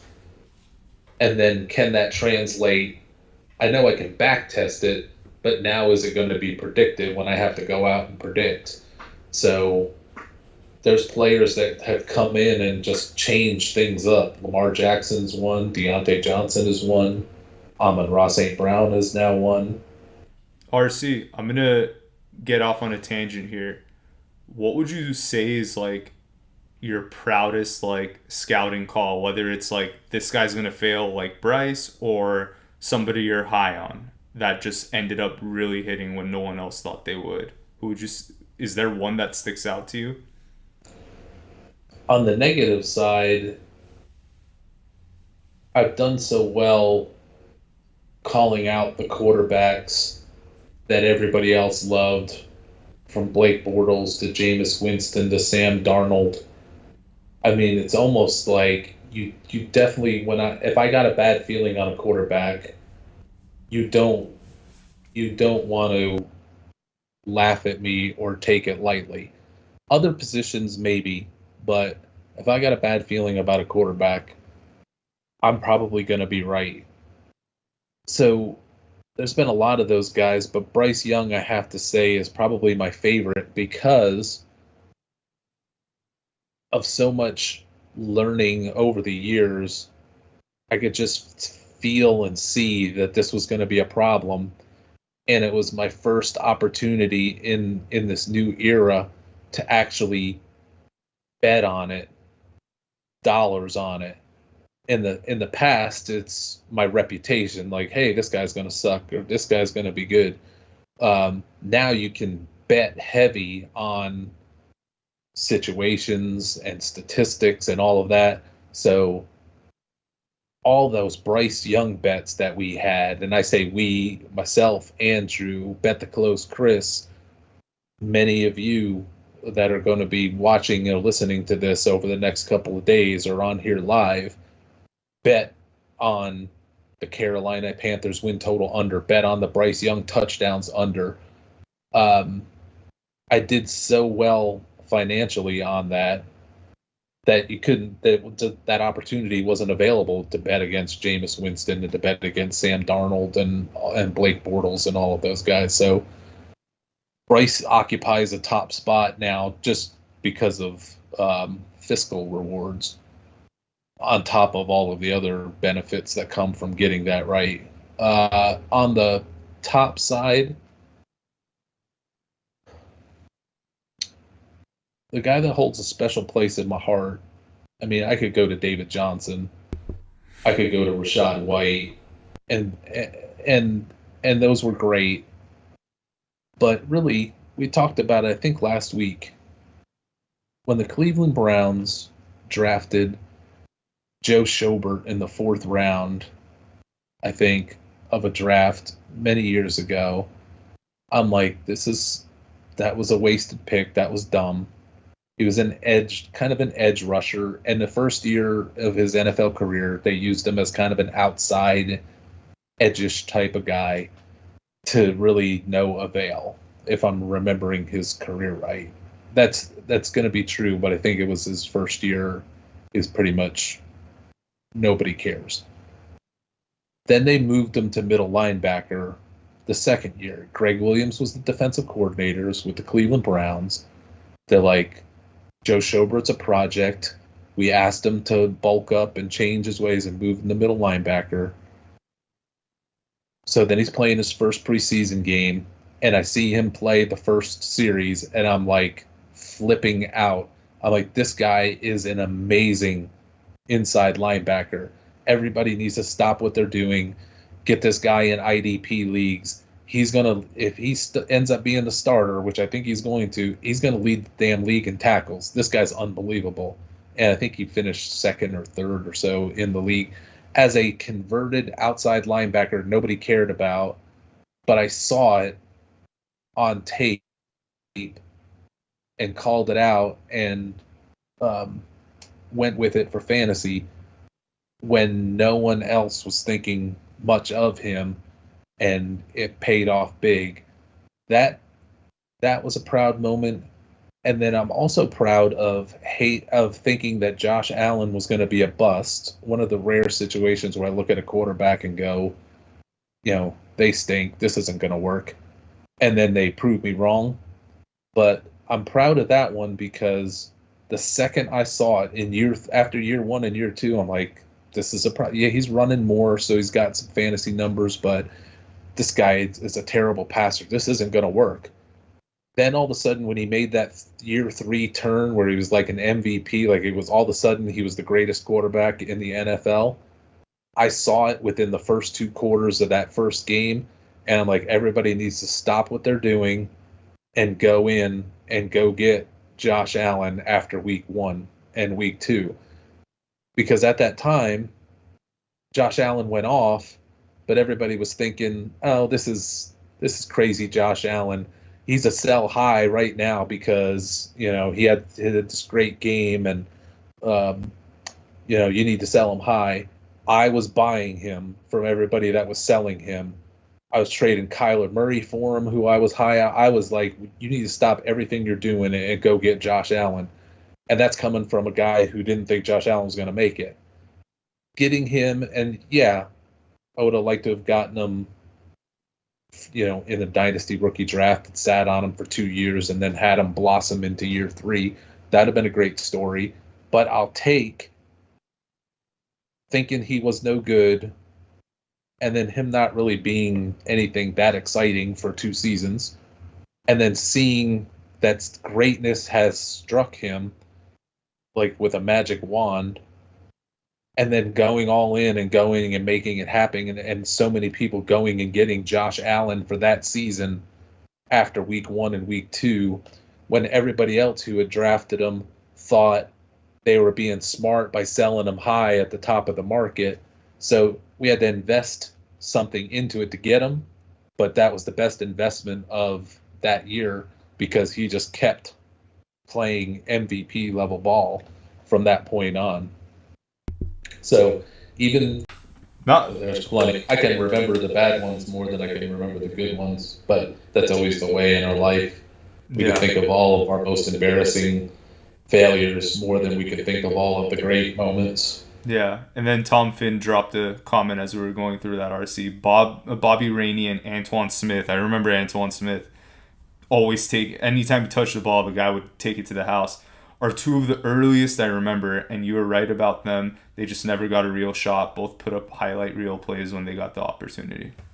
Antoine Smith's career makes me lose sleep at night. I don't want to think about it. I don't need that to be the last thought that goes through my head this evening.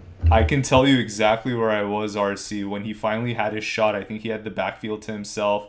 I think he even had a touchdown in that game. I think it was Falcons versus the Bucks, and he got an injury in that same game right when he got the shot, and I was like, oh my God, like, can't script this any worse for the kid, but he was so electric, man. It was crazy. He was so far ahead of his time. If he was in this era, he would have gotten treated a whole lot better. He could have been a better Kyron Williams, but at that time, they just didn't take players like him seriously. They didn't take Lamar Jackson type quarterbacks seriously. I didn't take Lamar Jackson quarterbacks that seriously. I'll never understand Anton Smith being the perfect example, but Cordell Patterson, there's so many other players that fit in this, that when you've got a guy that literally just you give them one touch in a game, and they constantly take it for a long touchdown, how you as an offensive coordinator or the head coach don't go, why don't we try to a second touch in this game just to see? Let's just see what happens. I mean, he ran for an 80-yard touchdown on the first one, so what's the worst that could happen? He wouldn't ever get a second touch in the game. It was crazy. And it's not like RC, he had 4 touchdowns. I think that year where he got injured, he had like 8. So it wasn't like any coincidence. Yeah, probably had 9 carries. The second the guy touched the ball, he would take it to. It was insane. It was like the craziest thing ever. People that don't know what we're talking about, go Google him. Go Google Anton Smith. I'm going to his. So 2013 and 2014. I want to say it was 14 where.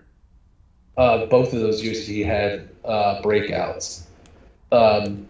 He had 1 carry for the first 9 weeks of the 2013 season. 1 carry for 8 yards.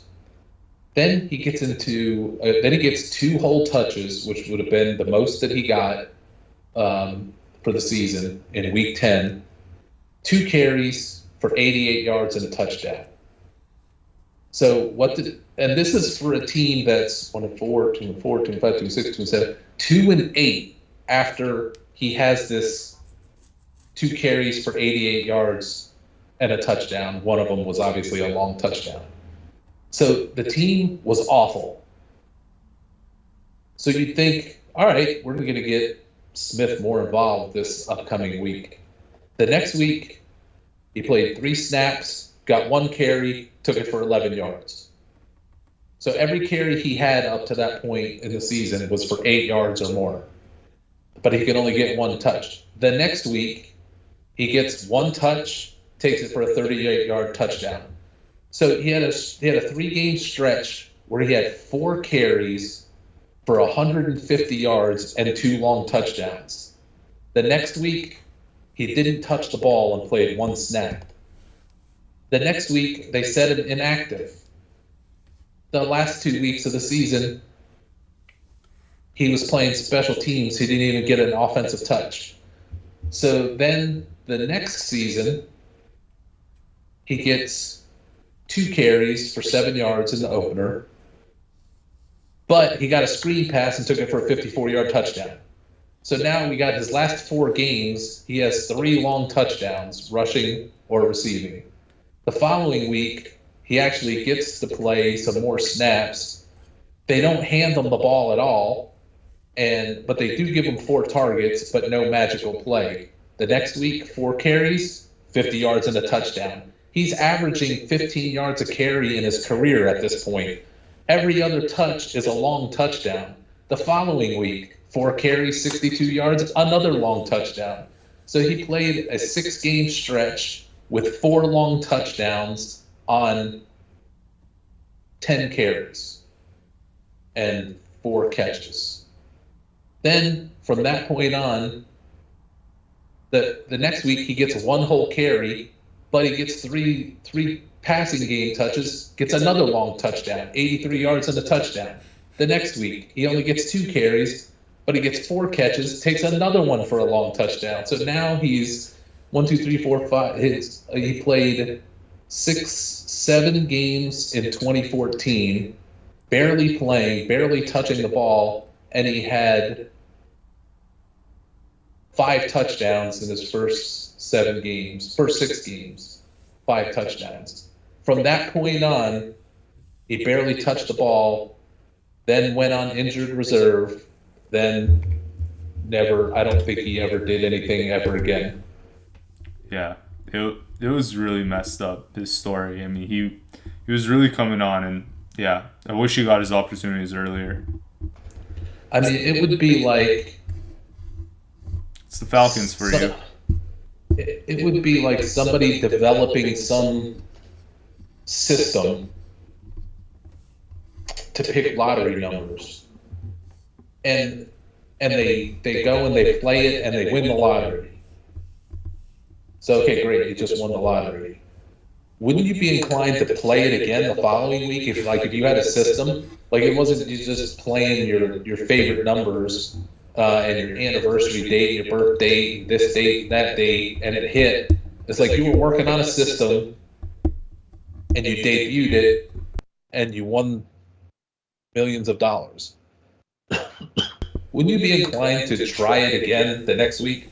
So let's say the next week that person plays the lottery with their system and they win it again. Back-to-back lottery winnings. Like, who does that? That's crazy. So then you play it again the next week, buys just one ticket, wins it again.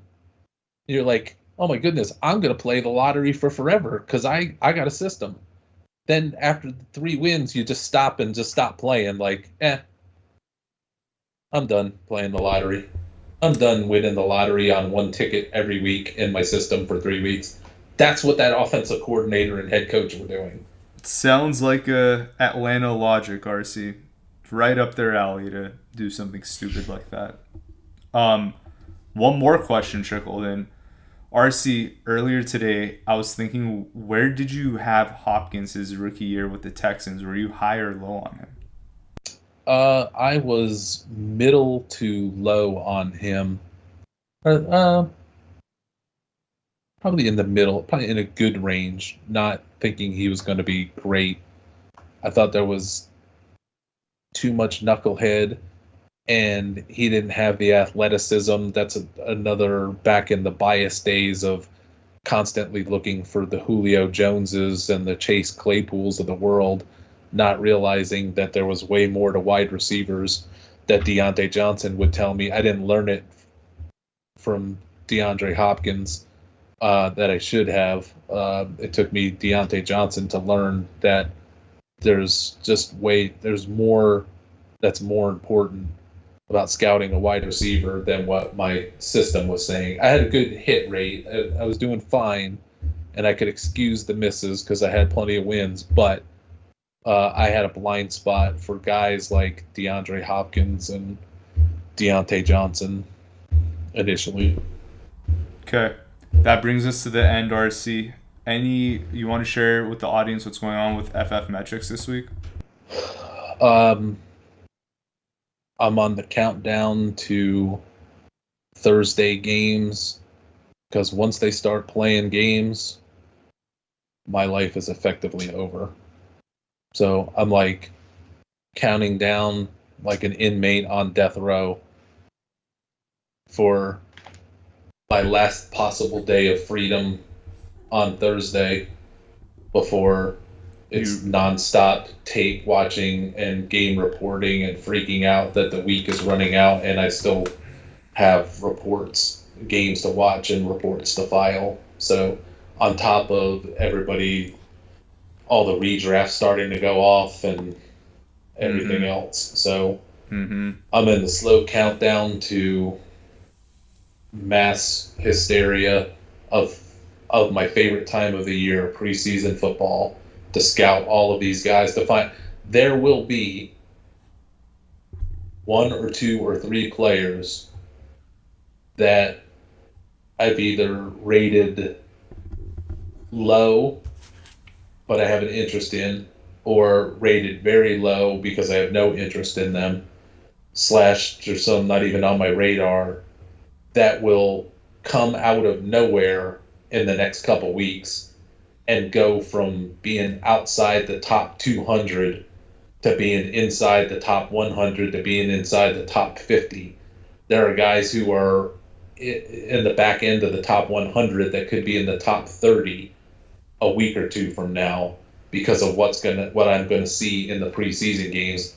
I love this part of the season for that. I really don't know where it's going to come from, who it's going to come from, but I know it's out there, and I've got to watch all of these games to go find it. I don't know if it's going to be an offensive player, defensive player, what or where it's going to be, but it's out there, so it's like Nicolas Cage in National Treasure. I know it's out there. I'm going to have to chase around the world and look at all these backwards clues and put on special glasses and everything else, and everybody's going to think I'm crazy. But I know there's a storage place of the national treasure that I'm going to find eventually. So it comes from watching all of these games. Well, we'll be on the edge of our seat, RC. So for the rest of you guys, thanks for tuning in, and we'll be back next Tuesday night.